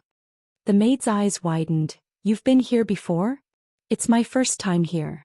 Li Yunxin said, but I've encountered something similar in the Pitfall Mountain. This palace is a magic treasure. But it might not be an ordinary magic treasure. The Dharma I practice happens to know more about this kind of thing. I know some of the chi movement and the key points. Right now I can only say this much because even I'm not very sure. So in fact it's not that I dissolved or suppressed you. It's that this magic treasure dissolved and suppressed you. It's not a shameful thing to lose to a magic treasure that might be made by a sage. After saying this, he turned to look at Red Lady again. The light in Red Lady's eyes was extinguished again, and she fell into deep sorrow again. This was a world of difference from her appearance in the past. Li Yunxin still remembered the first time he saw her. She was walking on the road in Egret town wearing a festive red dress. At that time she looked energetic. Although not very happy, there was always a lively life. Maybe it was Li Yunxin's explanation that made Bai Yunxin feel relieved. Or, as a demon, she didn't care much about things like magic treasures. To control a magic treasure required a spell. And the spell couldn't be casually memorized and used. For example, the scholars in Li Yunxin's world could easily understand a seemingly concise and simple principle or theorem. But under this concise and simple appearance, it was the result of decades of systematic basic training. Demons didn't practice Taoism, so they naturally didn't want to understand it. Even if they had a magic treasure, they only wanted to be able to use it. It seemed that Bai Yunxin was also one of them. After listening to Li Yunxin's words, she turned to look at the big house and asked, So, can you get out? I can't. Li Yunxin said straightforwardly, just now I was borrowing the qi movement. But if I want to go out, it belongs to the scope of opening or closing the prohibition. I can do it, but you have to know that it's not only the magic treasure that won't let me go out but also people. Then what are you going to do? Come here. Bai Yunxin frowned. You're now a demon. Now it's a war between the demons and the Xian men. If you don't help the demons, do you have other purposes? What you said is so strange. I'm a demon, why should I help the demons? Li Yunxin looked at her funny. The demons are also making things difficult for me. The Daotong Kenzo are also making things difficult for me, so isn't it better for me to make them all die? Bai Yunxin shook her head. I'll tell you what you want to do first, then I'll think about whether or not to tell you about my adoptive father. Li Yunxin shrugged slightly. You've already heard it. The demons and the Xian men are making me too annoyed. I want to kill them all. Bai Yunxin was stunned and looked at the maid next to her. Then the two of them laughed together. Their voices were like silver bells swaying in the chilly wind. It was clear and sweet, but there was something strange about it. You're not joking? Bai Yunxin looked like she heard a joke. You want to get rid of the Daotong Kenzo and the demons? Do you know that they have existed since the day there were living creatures in this world? Everything will die one day. If everyone thinks that it's impossible at every stage, then they will really exist forever, Li Yunxin said seriously. Now I feel that time has advanced to a node. At this node, the demons and the Xian men will both decline. And I will trigger this node. He smiled again. I'm not saying that I'm going to pull all the demons and cultivators to the sky, then kill them all by myself. Bai Yunxin thought for a while, then smiled. Okay. Her smile was a little more evil. I didn't waste my effort to spare your life before. Looking at you now, it's really interesting. This world is very annoying. But you've defeated the demons and the Xianmen. What kind of world do you want? Li Yunxing was silent for a while. Then he whispered, let's talk about it then. Bai Yunxin put her hands behind her back and walked a circle around him, as if she had thrown all her previous anger out of the window. Instead, she was attracted by Li Yunxin's novel idea, and thus developed a new interest. Then she stopped behind him and whispered, okay. The reason why my adoptive father, the Golden Rock King, asked me to go to Dongting to get the dragon meat every year is that he needs to replenish his monster power. And the reason why he needs to replenish his monster power is that he is actually sealed now. Of course, you can guess who can seal him. It's Xinryu. 2,000 years ago, Xinryu fought with my adoptive father.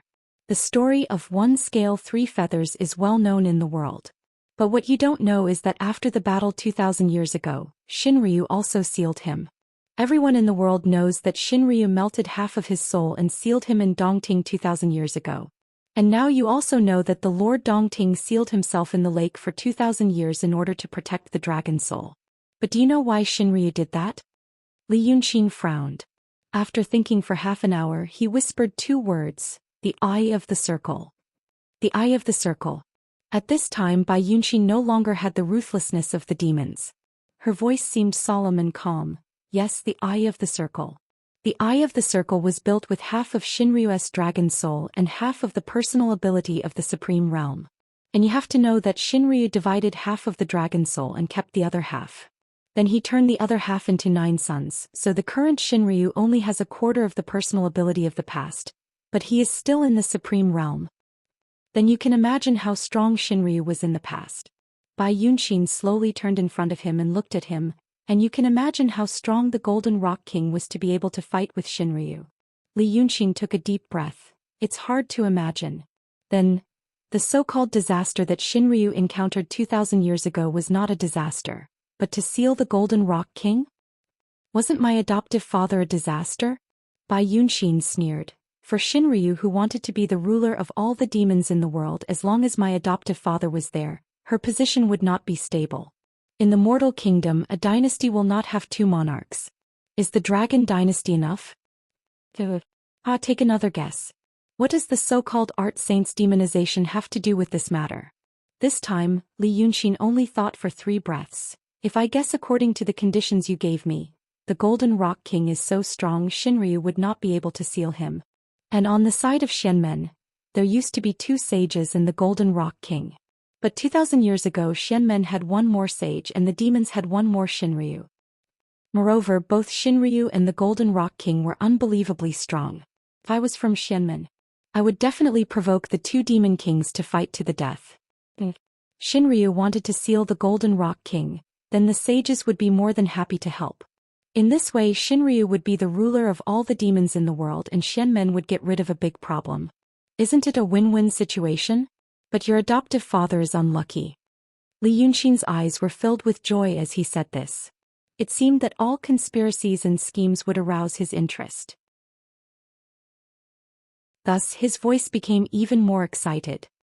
He began to pace on the ground with his hands behind his back, saying as he walked, Interesting. But from Xinryu's point of view, she lost half of her dragon soul to seal the Golden Rock King, so she must know that Xianmen would be happy to see such a situation. She, a demon king, would definitely find it difficult to deal with 3 sages. So what did she do to the art saint? What did she do to the 3 sages? Li Yunxin walked faster. No. There's another variable, the Freemasonry. At that time the Freemasonry was also involved. The Freemasonry also wanted to infiltrate Xianmen. But in order to infiltrate they must first weaken, they hit it off.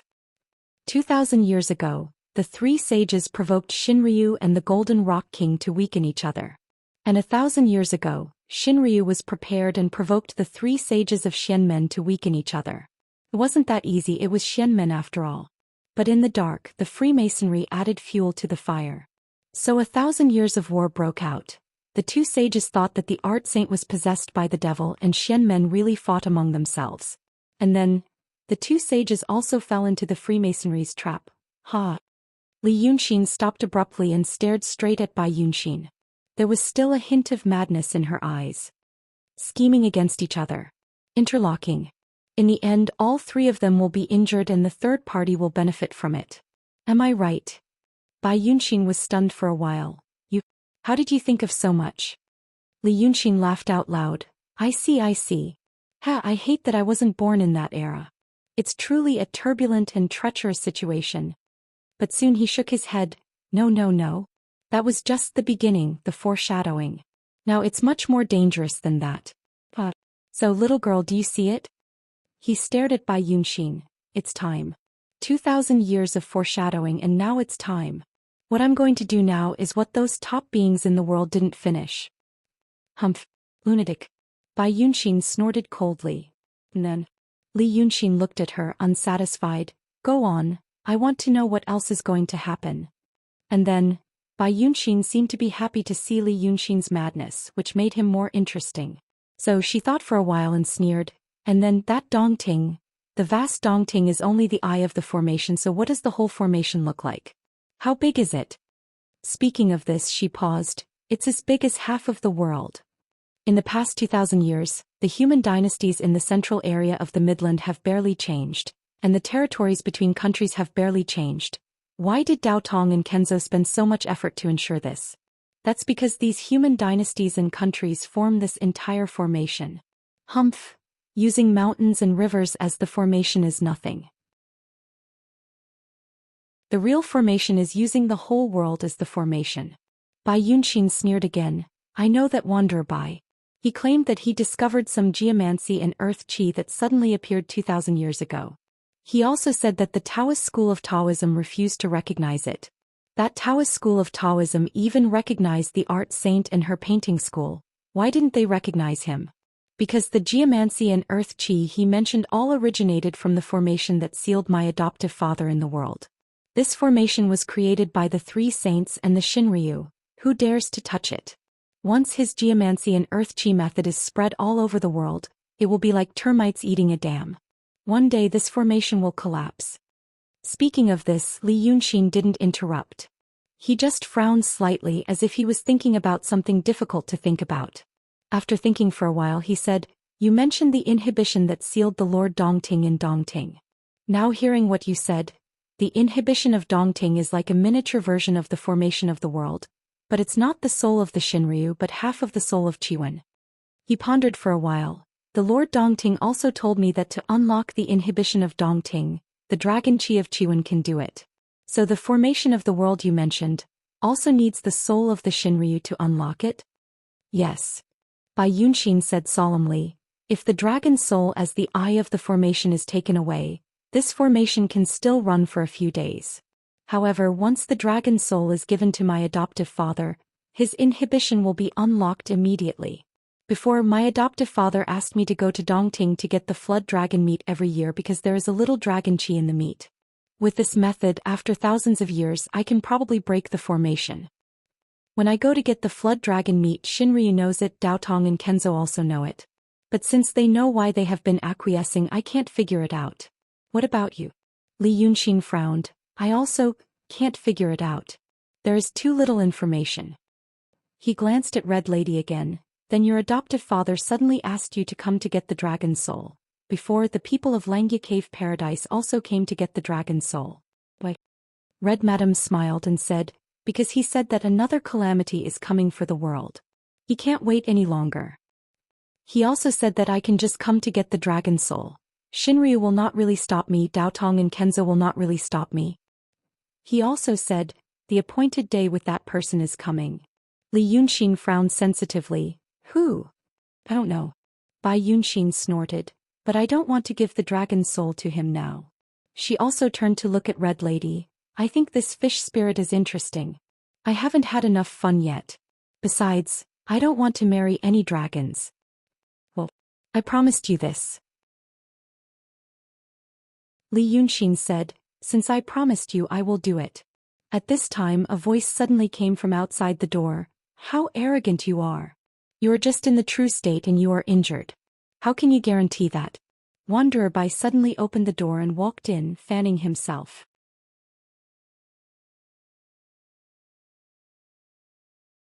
Chapter 364. At this moment his hair was loose and his chest was exposed. Although there was a smile on his face, everyone could see that there was anger hidden under the smile. It seemed that he had been wronged somewhere else. Bai Yunxin's expression changed. She immediately turned to look at Li Yunxin. Who knew how long Wanderer Bai had been listening outside the door when he suddenly broke in? But they didn't notice him at all. However, Li Yunxin smiled and shook his head. It's only been a quarter of an hour. Bai Yunxin was slightly stunned and then heaved a sigh of relief. Li Yunxin previously said that he could use the qi in this room for a quarter of an hour, to ensure that their voices in the room wouldn't be heard outside. And now a quarter of an hour had passed. Wanderer Bai came at the right time. Wanderer Bai didn't know what this sentence meant. He slightly frowned. I said we were only separated for a quarter of an hour in the front hall. Why did you come looking for me? Do you dislike me? Li Yunxin snorted. I don't want to talk to you. Wanderer Bai's expression froze. It seemed that he was about to lose his temper again. But he quickly suppressed it and looked at Li Yunxin with a smile. This matter isn't up to you. Right now the monster kings outside have come to the hall. Lord Tongtian wants me to invite you to the hall so that we can discuss the matter. He pretended to open his folding fan again and covered half of his face. He slightly lowered his head and only revealed a pair of eyes to look at Li Yunxin. Coincidentally, I also want to see what kind of brilliant ideas you, who is known for your intelligence, have. Lord Wei River, why don't you come with me? After saying that, he let out a light laugh and closed his folding fan. With his hands behind his back, he swaggered away. In the eyes of outsiders, his behavior might be interesting and cool. But Li Yunxin knew this kind of pretentiousness too well, because he liked to do it most of the time. So he sighed and turned to look at Bai Yunxin. Have to go. Bai Yunxin's expression was strange. She wanted to say something but stopped. The maid beside her said, My young miss told you to be careful. After that she stuck out her tongue and quickly retracted it. Bai Yunxin didn't yell at her. She just snorted and walked away. Li Yunxin smiled. It's nothing. Even if he wanted to kill me it wouldn't be now. Then he turned around and walked out. When he reached the door he glanced at Red Lady who was sitting against the wall in a daze. Red Lady suddenly grabbed his hand. The demoness stared at Li Yunxin in a daze for a while before saying, Be careful. Li Yunxin also patted her hand. In fact, he had a general idea in his mind. A bold and wild idea. It was just that many of the details were not perfect enough. However, this was something that could not be perfected. The bigger the setup, the harder it was to control the details. All he could do was control a few key points. He had already completed the most important task half a month ago when he was fleeing from the wildfire in the wilderness forest. Right now he needed to complete the first node. To get the approval of the demons or hatred. It might not be a sincere trust, but at least it was enough for him to move freely so that he could proceed to the second step. Maybe the next step would be a good opportunity. Li Yunxin walked in a long and wide corridor. Wanderer Bai was leading the way a dozen steps ahead. He didn't know what was wrong with Wanderer Bai. He looked at him from time to time, like a prostitute in heat. Li Yunxin thought of this and suddenly understood something. He was stunned for a moment and then sighed. He walked like this for a quarter of an hour. He didn't know how many turns he made, but he came to the door of a hall. This hall didn't seem to be the one he came to when he entered the palace. It was bigger than that one. As soon as he walked to the door, he heard a loud noise. It sounded like someone was quarreling inside. The noise almost broke the roof. But if he listened carefully, he would find that it was just a lot of people talking loudly and making noise. When he stepped into the door, he saw everything clearly. The hall was very tall. The tallest among the demon kings was more than 6 feet tall. This height, according to the measurement of Li Yunxin's previous world, was almost 7 meters tall. It was almost the height of a 3-story building in this world. The clenched fist was almost as tall as him. But such a demon standing in the hall didn't seem uncomfortable at all. There was a considerable distance between the top of his head and the roof. The dragon carved on the roof was slightly blurry. It was tall and wide. If he looked around, he would find that the faces of the demon soldiers and servants standing beside the house were blurred. Instead of calling it a hall, it was better to call it a covered roof. It was as bright as day under the bright light. In such a hall, dozens of demons of different heights and appearances were gathered together. It was densely packed and bustling with noise and excitement. And Hatred sat on the main seat in the north. The throne was made of shiny gold and inlaid with all kinds of gems. It was luxurious and extravagant. But when he sat on it, he didn't feel out of place at all. On the contrary, it made him look dignified like a god in the clouds. When he stepped into the door, Wanderer Bai, who was in front of him, walked towards Yazi and said loudly, "Monster Kings, the person you want is here. This is the famous Lord of Wei River, Dragon 9 Kisses. But now he prefers to call himself Li Yunxin. He was the one who killed your demon generals in the Redstone Gorge." Wherever he went, the tall demon kings made way for him. They seemed to be afraid of him. After he said this, the demon kings immediately stopped talking. Only Wanderer Bai's voice could be heard echoing in the vast hall. And these scary big demons stared at Li Yunxin. They weren't looking at him in a friendly way. You could find all kinds of negative emotions in their gazes, but none of them were respectful or friendly. Wanderer Bai walked for the time it took for half an incense stick to burn before he reached the side of Hatred's throne. He turned around and looked at Li Yunxin from afar. "If you want to ask him for an explanation, let's do it now." As soon as he said this, the demon kings became noisy again. But at this moment, Yazi raised his hand slightly and said in a deep voice, "All of you are venerables among the demons and also king dukes and generals under me. You have the power to command an area. So you should know that tearing and killing soldiers is a common thing. You don't need to make a big deal out of this." After saying this, he turned his head slightly and looked at Wanderer Bai with the corner of his eye.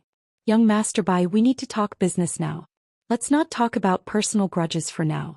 Wanderer Bai snorted coldly. "How can I dare to go against Lord Tongtian's will?" And so, these wild and unruly demon kings actually quieted down for the time being. Although they would still whisper and whisper angrily to each other.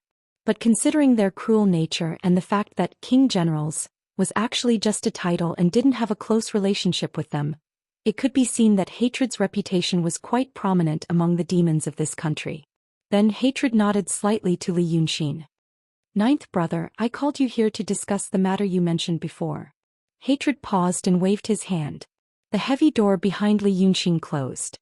He continued, "It's about converting the souls of the cultivators of Daotong and Kenzo into resentment and demon power." Hearing this, Li Yunxin frowned slightly and looked at the demon kings in the hall. Hatred seemed to know what he was thinking and smiled.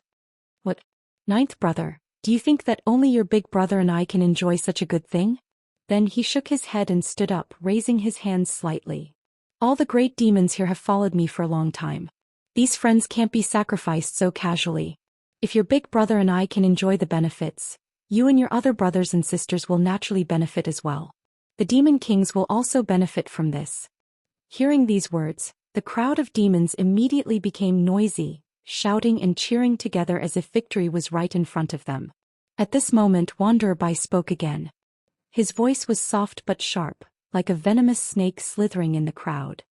"So Lord Tongtian is still kind-hearted. What about your ninth brother? Back then he actually said that he wanted to sacrifice all the demon kings present. He's truly sinister and ruthless." At this moment, Li Yunxin understood why these demon kings were so hostile towards him. When he entered Redstone Gorge, he did kill a lot of small demons, but who would care about small demons? The demon kings didn't hate him because their demon soldiers were killed by him, but because Hatred and Wanderer Bai told these demon kings what he told them before. Who wouldn't hate him when they knew that Dragon Jiu kissed Li Yunxin to throw them away as consumables? So Li Yunxin laughed. "So you sold me out. Second brother, you didn't do it properly." Hatred coughed. "Ninth brother, I didn't mean it, but..." Li Yunxin shook his head. "It doesn't matter. So, what do you want to ask me when you called me here?" Wanderer Bai smiled sinisterly. As the saying goes, one man's stratagem is limited. Lord of Wei River, Li Yunxin's wisdom is well known in the world. Although we have already thought of what you said, we still feel that there might be some flaws. So we want to hear your plan. Maybe we can complement each other. Moreover, these demon kings will fight side by side with Lord of Wei River in the future. It's a good thing to resolve the hatred and make friends with him earlier. What do you think? I think we should refine this little dragon first so that we can rest assured. Just as Wanderer Bai finished his words, someone else spoke. The voice was vicious and low as if it came from a cold pond. However, the demon who spoke wasn't very tall or big. His face was green and he wore a cyan light armor. There was a white cloak on his shoulder and 2 golden melon hammers hung on his waist. After saying this, he walked out from the crowd of demon kings, stood in the front and stared at Li Yunxin. I heard that Dragon Jiu didn't have any ability, and he lived by the Dongting Lake, relying on the Lord Dongting to protect him. But after the Lord Dongting went to see the Dragon Lord, Li Yunxin used tricks to kill many aquatic creatures in the Dongting Lake. Among them were my former relatives. Speaking of this, he suddenly opened his mouth making a mocking sound and then said, "Now he came to our Redstone Gorge and killed so many demon generals without any explanation." Humph, Wanderer Bai interrupted him with a smile. It turns out that Lord Pan Chong also has relatives in the Dongting Lake. But this matter. After all, Lord of Wei River is our comrade now. Bolsh *T comrade. This time the person who spoke had a deep and powerful voice. When he opened his mouth, it was like the roar of countless beasts shaking the ground slightly. Speaking of relatives, humph. My relatives are in the wild forest.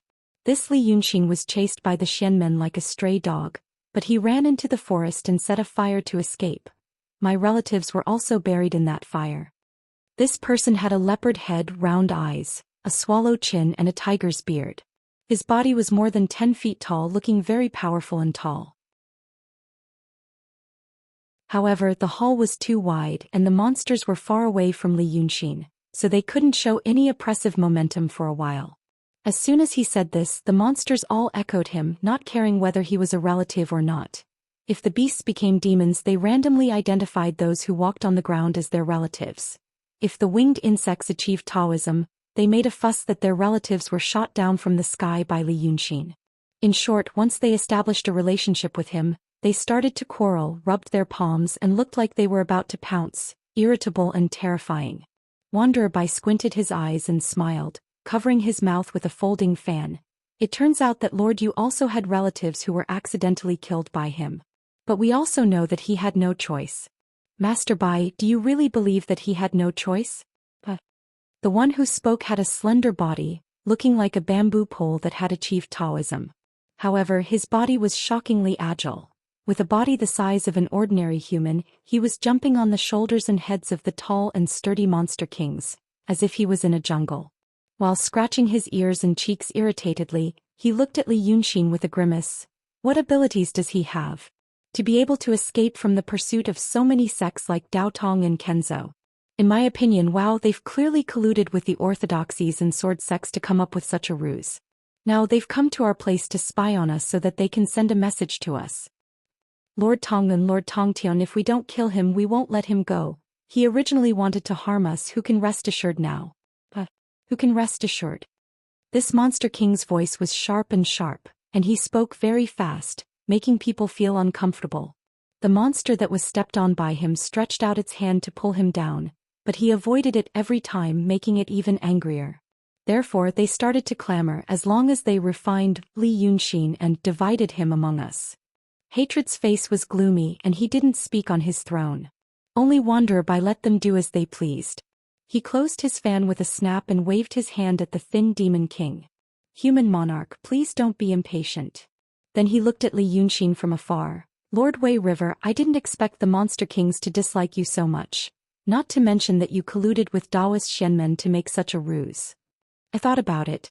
I thought about what you did in the past, and I also feel that your words can't be trusted. Wanderer Bai paced back and forth for a few steps, then turned to look at him, and considering your suggestion, to ask Lord Tongtun to send all these monster kings and monster generals to their deaths and turn them into resentful demonic energy, I feel that you are even more suspicious.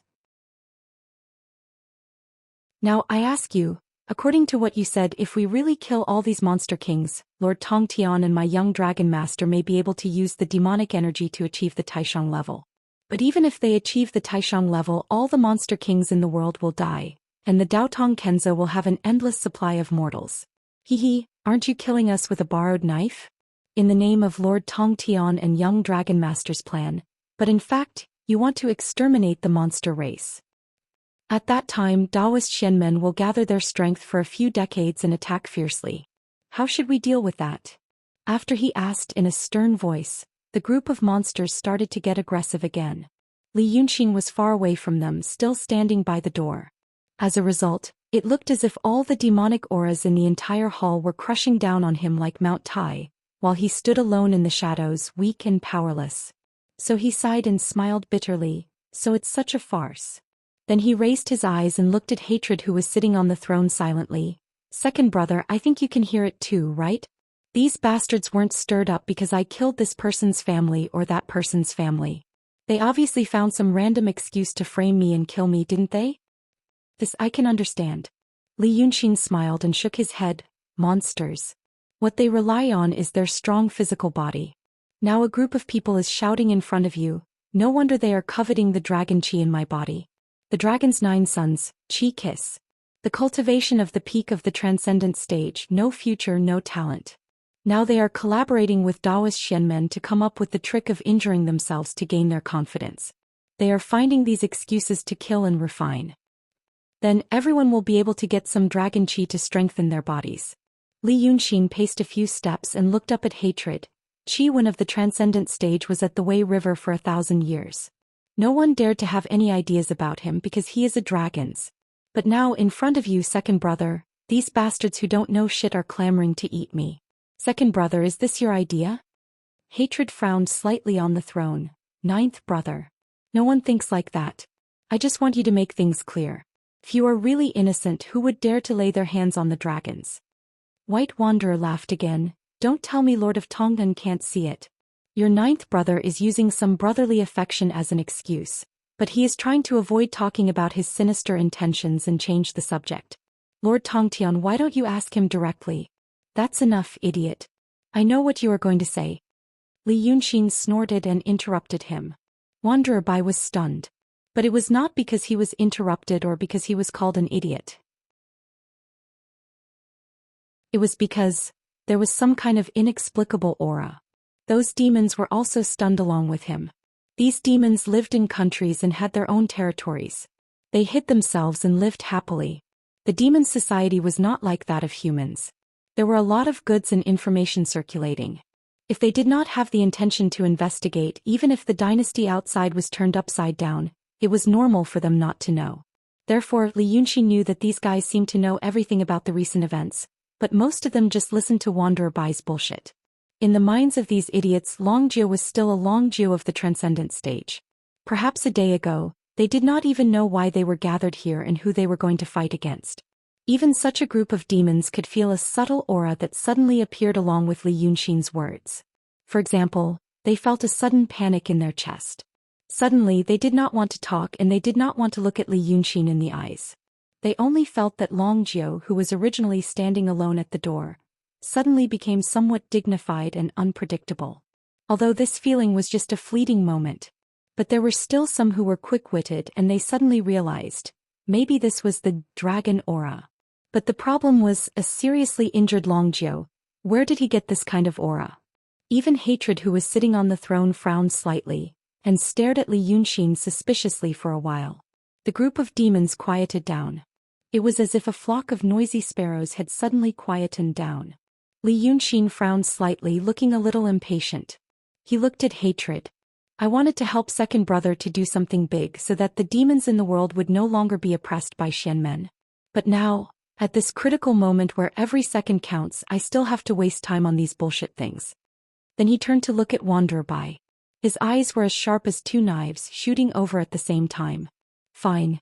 You want to know if all these idiots in the hall are sent to die, what will happen when Xianmen counterattack after a few years? Then I will tell you now. He raised his hand and pointed at his head. Use your brain, idiot. Other than demons, Taoist priests and swordsmen, can't you see anything else? For example, the emperors of those dynasties.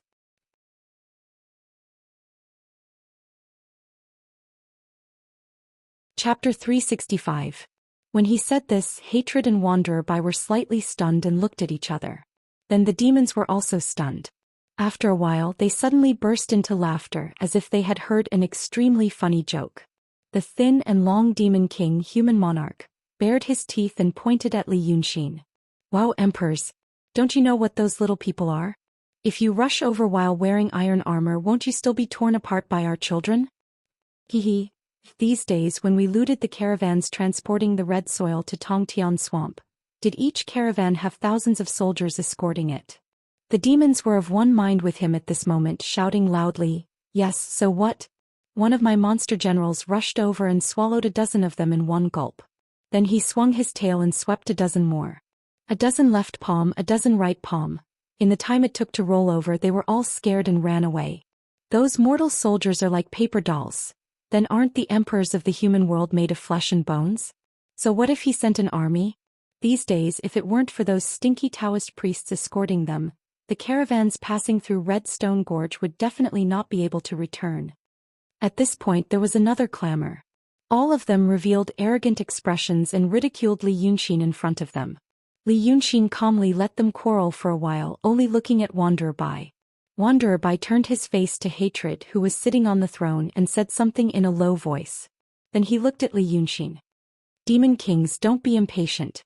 Li Yunxin, what do you mean by the emperors of the human world? Li Yunxin smiled and snorted coldly. This kind of thing, if you have a little brain, do you still need to say it? If Black Bai Yanjun doesn't show up, no one can capture the souls of the human world. Then, the emperors of the human world, which one of them isn't supported by the wish power of millions or even hundreds of millions of people? Before that, there was Emperor Li, who almost reached the Grand Supreme Realm after his death. In order to capture him, Dao Tong crippled 3 profound realm and 2 true realm experts. Now if the emperors in the mortal world are all dead and Black Bai Yanjun doesn't care about them, how many ghost cultivators will there be in the world? When Wanderer Bai heard what he said, he frowned and shouted, "Do you think the Xian men will just sit back and do nothing?" Li Yunxin immediately pinched his throat and imitated his sharp tone. "Do you think the celestial sect of wonders will sit back and do nothing? If they didn't know what you fools have in your heads, they would definitely send people to watch over those emperors and have the demons kill them. Then I implore you to use your brain again, to think, what?" Being ridiculed by Li Yunxin like this, anger appeared on Wanderer Bai's face. His face twisted, he felt like he was going to explode from anger. But after 3 breaths of time he still took a deep breath, gnashed his teeth and said, "What's so difficult about it? If that monarch of the human world really met with some unexpected mishap and died, the power of wish from millions of people would be enough for him to become a true state body. The wish power of millions of people could make a profound realm expert.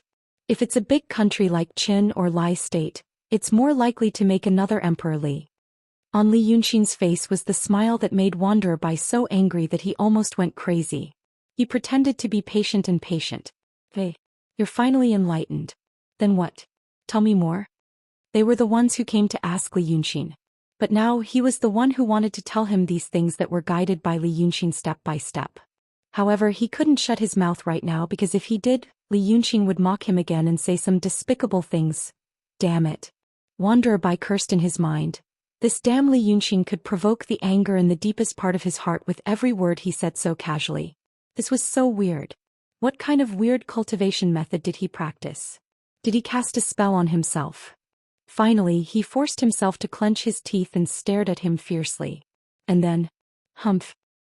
And then, Dao Tong would have to use more powerful cultivators to guard against such a horrible emperor. An enlightened Taoist master needs a perfect harmony master to guard against him. And a perfect harmony master needs a profound realm cultivator to guard against him. If it's a big country like Qin, Lai, and Li, each emperor needs 2 profound realm Taoists. There are dozens of big and small dynasties in the world, but there are only 200 to 300 cultivators above the profound realm, and only dozens above the profound realm. Their fighting power will be greatly weakened. And then, keep talking, don't stop, let me see how many things are in your head.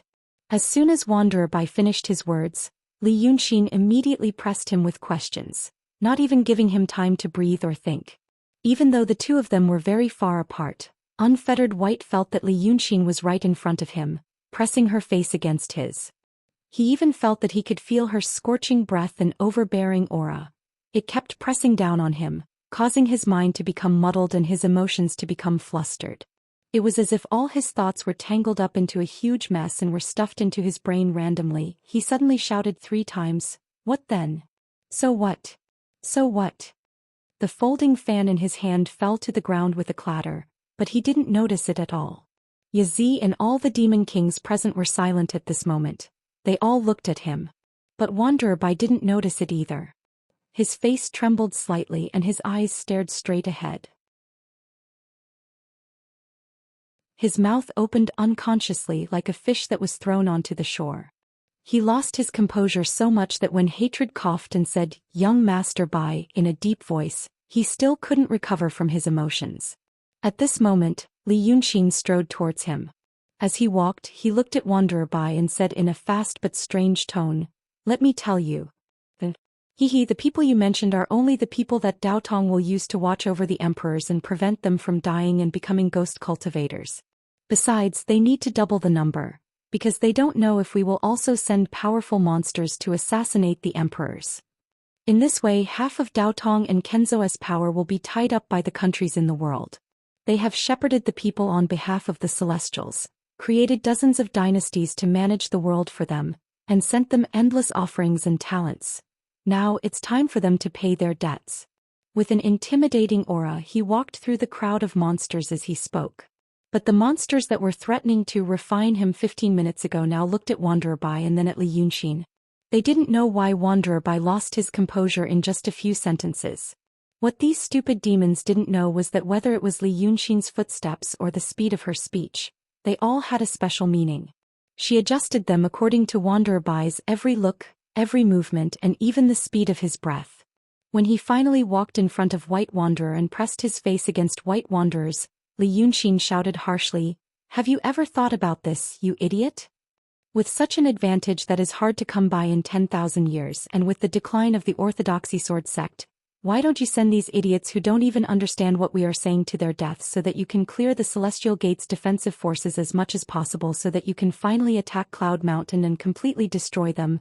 You're still dreaming about sharing glory and prosperity with everyone. I said you're a frog at the bottom of a well. Are you still not convinced? What future and recuperation?" Wanderer Bai was dumbfounded by Li Yun's yell and couldn't say a word. Li Yunxin suddenly turned to look at Hatred. "With this war and the death of so many cultivators in Dao Tong, do you still expect to stop the war and recuperate? The endless war between the monsters and Dao Tong started 2,000 years ago. Now it's the final battle." After saying this in a stern voice, he stared at Hatred. "So, Lord Tongun, now that things have come to this, what's your choice?" Hatred was slightly stunned. This was the first time he saw Li Yunxin like this. But it was also the first time he saw Wanderer Bai like this. At this moment, all the monster kings in the hall began to discuss in a low voice. They seemed to understand every word Li Yunxin said. But when everything was linked together, they who knew nothing about the general situation and the general trend of the world had no idea what Li Yunxin meant. However, when Li Yunxin said that he would send them out as cannon fodder and sacrifice them, these monster kings heard it clearly. But what about the attitude of Lord Tongtian on the throne? Lord Tongtian frowned slightly at this moment, as if he was stumped by Long Jiu's question. And what about the attitude of Wanderer Bai beside the throne? He was even more astonished. Wanderer Bai had clearly only said these words, but his eyes were wide open and his eyelids were trembling. It was as if he was daydreaming and he didn't even bother to pick up the folding fan that never left his hand. It was really so strange. After about 3 breaths, Hatred frowned and coughed again and again. He said in a low voice, "Well, Brother Jiu's words make sense." All the monster kings in the hall immediately looked fierce and shouted, "Is Lord Tongtian really going to listen to Long Jiu's words? Is he really sending us to our deaths?" This voice suddenly overturned the sky and shook the whole hall. It didn't seem like there were dozens of monster kings in the hall, but thousands of them. Hatred hurriedly said, "What are you talking about? Of course not, of course not." When he said that, those simple-minded monster kings got even more angry and shouted again, "But this Long Jiu actually asked Lord Tongtian to send us to our deaths. Lord Tongun, hurry up and let us eat this kid." These monster kings were said to be the kings and generals under Hatred, but in reality how could they be like the army of mortals with a strict hierarchy? Even Shinryu, the lord of all the monsters in the world, was only in name. And these monster kings were more like the leaders of the barbarian tribes who lived in the territory of an emperor. Most of them were not as intelligent as dragons. Some of the smarter ones, such as Mr. Panchong, Lord Yu and Lord Renjun, who were the first to challenge Li Yunxin, did not have much experience. They had no interest in the worldly dynasties or the world's power. They only used their limited wisdom on eating, drinking and fighting. Therefore, at this moment, seeing that the group of demons were agitated, the human monarch jumped up and down on the shoulder of the great demon. He stared fiercely at Li Yunxin and encouraged them to eat up this insignificant dragon Jiao, so that their bodies could be stained with the dragon qi and become even more powerful. At this moment, Li Yunxin suddenly turned around and suddenly laughed sinisterly. Eat me? Then he leaped forward 4 to 5 steps, raised his hand and pointed directly at the Lord Renjun, who was staring at him with a pair of greedy eyes. The robe on his body fluttered violently due to the demon power. Sure. I'll let you eat. Let's see if you have the life to eat it. After he said this, he roared and pounced forward. Hatred immediately stood up from his throne and shouted sternly, "Don't hurt him." His words were not meant for Li Yunxin but for the Lord Renjun. But seeing that Li Yunxin had offered himself, how could the Lord Renjun care so much? He was originally a 1,000-year-old white ape, and called himself Lord Renjun. Among the many monster kings, he could be considered as one of the top big monsters. His cultivation had reached the peak of the realm of truth, the level of perfected immortal. Such a monster was originally a feudal lord of an area. Moreover, he was quite intelligent, so he also governed many small monster kings around. He was an important role for hatred in Yi country's fief, so he was naturally arrogant. At this moment he first heard that Li Yunxin wanted to send them to die, and then saw that Li Yunxin actually dared to directly challenge him. How could he care about what Yizi said? He immediately laughed strangely 3 times, and with a loud and brave voice that did not match his thin body, he shouted, "Lord Tongtian, today this little kid is courting death, so don't blame me." As soon as his voice fell, the Lord Renjun did not dodge as if he wanted to forcefully suppress Li Yunxin's momentum. He also pounced towards him. The fight between monsters and demons was not like the fight between Taoist priests and swordsmen, who used many talismans and messy sword auras. In a fight between monsters and demons, apart from a limited number of natural magical powers, it was a head-on fight with an incomparable tyrannical body. It had to be a battle of brute force against brute force, the bombardment of blood and flesh. Only then could it be considered a battle to its heart's content, heroic to the clouds and convincing the loser wholeheartedly. This white ape was at the peak of the realm of truth and had sufficient strength. And the monster kings had long known that Longjia was only at the realm of transformation. Although they heard that he had advanced to the realm of truth, but when he was being chased by Daotong and Kenzo, he was seriously injured and almost fell from his realm. Such a Longjia, so what if it was because of the tyrannical body of dragons? The Lord Renjun knew that as long as he exchanged a few blows with Longjia, even if he couldn't kill him in one fell swoop, he would still kill him until he lost all his spirit. In this way, the monster kings behind him who had been incited by him would swarm over. At that time he would tear this Longjia alive. Now it was the eve of the battle with Shenmen. This little long heir was a dispensable character who had incurred the wrath of the masses. What else could Lord Tongtian do? These thoughts flashed through his mind in a flash, and the monster kings behind him really did as he expected. All of them stirred up their momentum. Their eyes revealed a murderous glint. They were also ready to pounce. Seeing that both of Li Yunxin's palms were flying towards him, he cackled and shouted, "This lord is going to tear me alive." Huh? Because at this moment, a cloud suddenly rose around Li Yunxin's body. Within the cloud, a godly demon body of over 10 feet suddenly appeared. The appearance of this demon's godly demon body was already within the Lord Renjuan's expectations. But at this moment what caused his heart to be greatly shocked was, suddenly, an incomparably tyrannical force appeared out of nowhere, forcefully freezing his body in midair. At this moment, thousands of thoughts flashed through the Lord Renjuan's mind, but in the end, they only converged into 2 sentences. My life is over. Where did this little Longjia get his magical powers from? Following this, Li Yunxin's shout of, "Good." In midair, a golden figure flashed past. The 2 of them were already in midair. One of them was surrounded by clouds and mist. the other was surrounded by whistling chilly winds. How could they tell if that golden light was the mysterious light that was stirred up during the battle? Just as the Lord Rinjuan's figure paused for a moment, the two of them passed by each other. Then, blood spurted out from the Lord Rinjuan's headless corpse with a loud bang, like a fountain that rushed all the way to the roof. At this moment, the demon who was still at the peak of the true state had revealed the true form of the white-haired old ape. His limbs were still twitching violently, as if even until his death he still couldn't understand what kind of trick had he fallen into. Not only was his body frozen, even the demon power in his body was suppressed. From the moment the two of them exchanged blows to the Lord Rinjuan's corpse, it was only a breath's time. Hatred hadn't even had the time to sit down after he shouted those words. And those demon kings who were originally planning to follow up had only just stretched their bodies at this moment. But they had already seen the Lord Rinjuan's corpse. His entire body was covered in steel armor, his mouth was filled with dense fangs, and the antlers on top of his head were towering towards the sky. Clutching the head of the Lord Rinjun in his hand, his entire body was emitting a powerful aura, as if he was a demon from the 9 underworlds standing in front of them. The group of demons stood dumbfounded on the spot. Then they saw Li Yunxin open his mouth and roar angrily, "You want to eat me?" Countless tiny electric snakes exploded in the clouds around him. "You scavenging for food in the mountains and rolling in the mud, how dare you say this word to me? Are you tired of living for hundreds and thousands of years? Have you forgotten how to write the word, death?" With a bang sound, the head of the Lord Rinjun in his palm was crushed by him as he said these few words. The splattered blood and brain matter drenched the few demon kings in front of them. But no one dared to speak anymore. That was a Lord Rinjun at the peak of the true state. And he was killed by this Longjiu. After a while, one of the demons who was slightly more familiar with the Lord Rinjun finally stuttered, "Tong Lord Tong, please, please." At this moment the Lord Rinjun was already dead. A wisp of his soul floated up from his corpse. After being stunned for a breath's time, he regained some consciousness, turned around and was about to escape.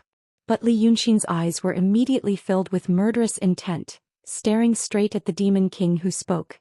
"Do, what decision?" With these words, his steel fork-like sharp claws suddenly grabbed and retracted.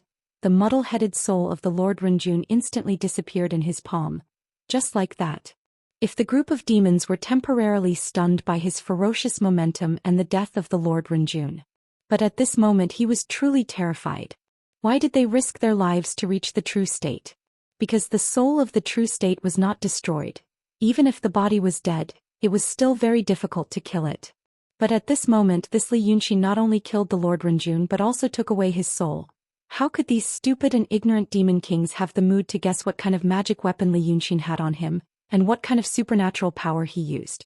They immediately turned into a mess and avoided Li Yunxin as if they were avoiding the black and white Yama kings.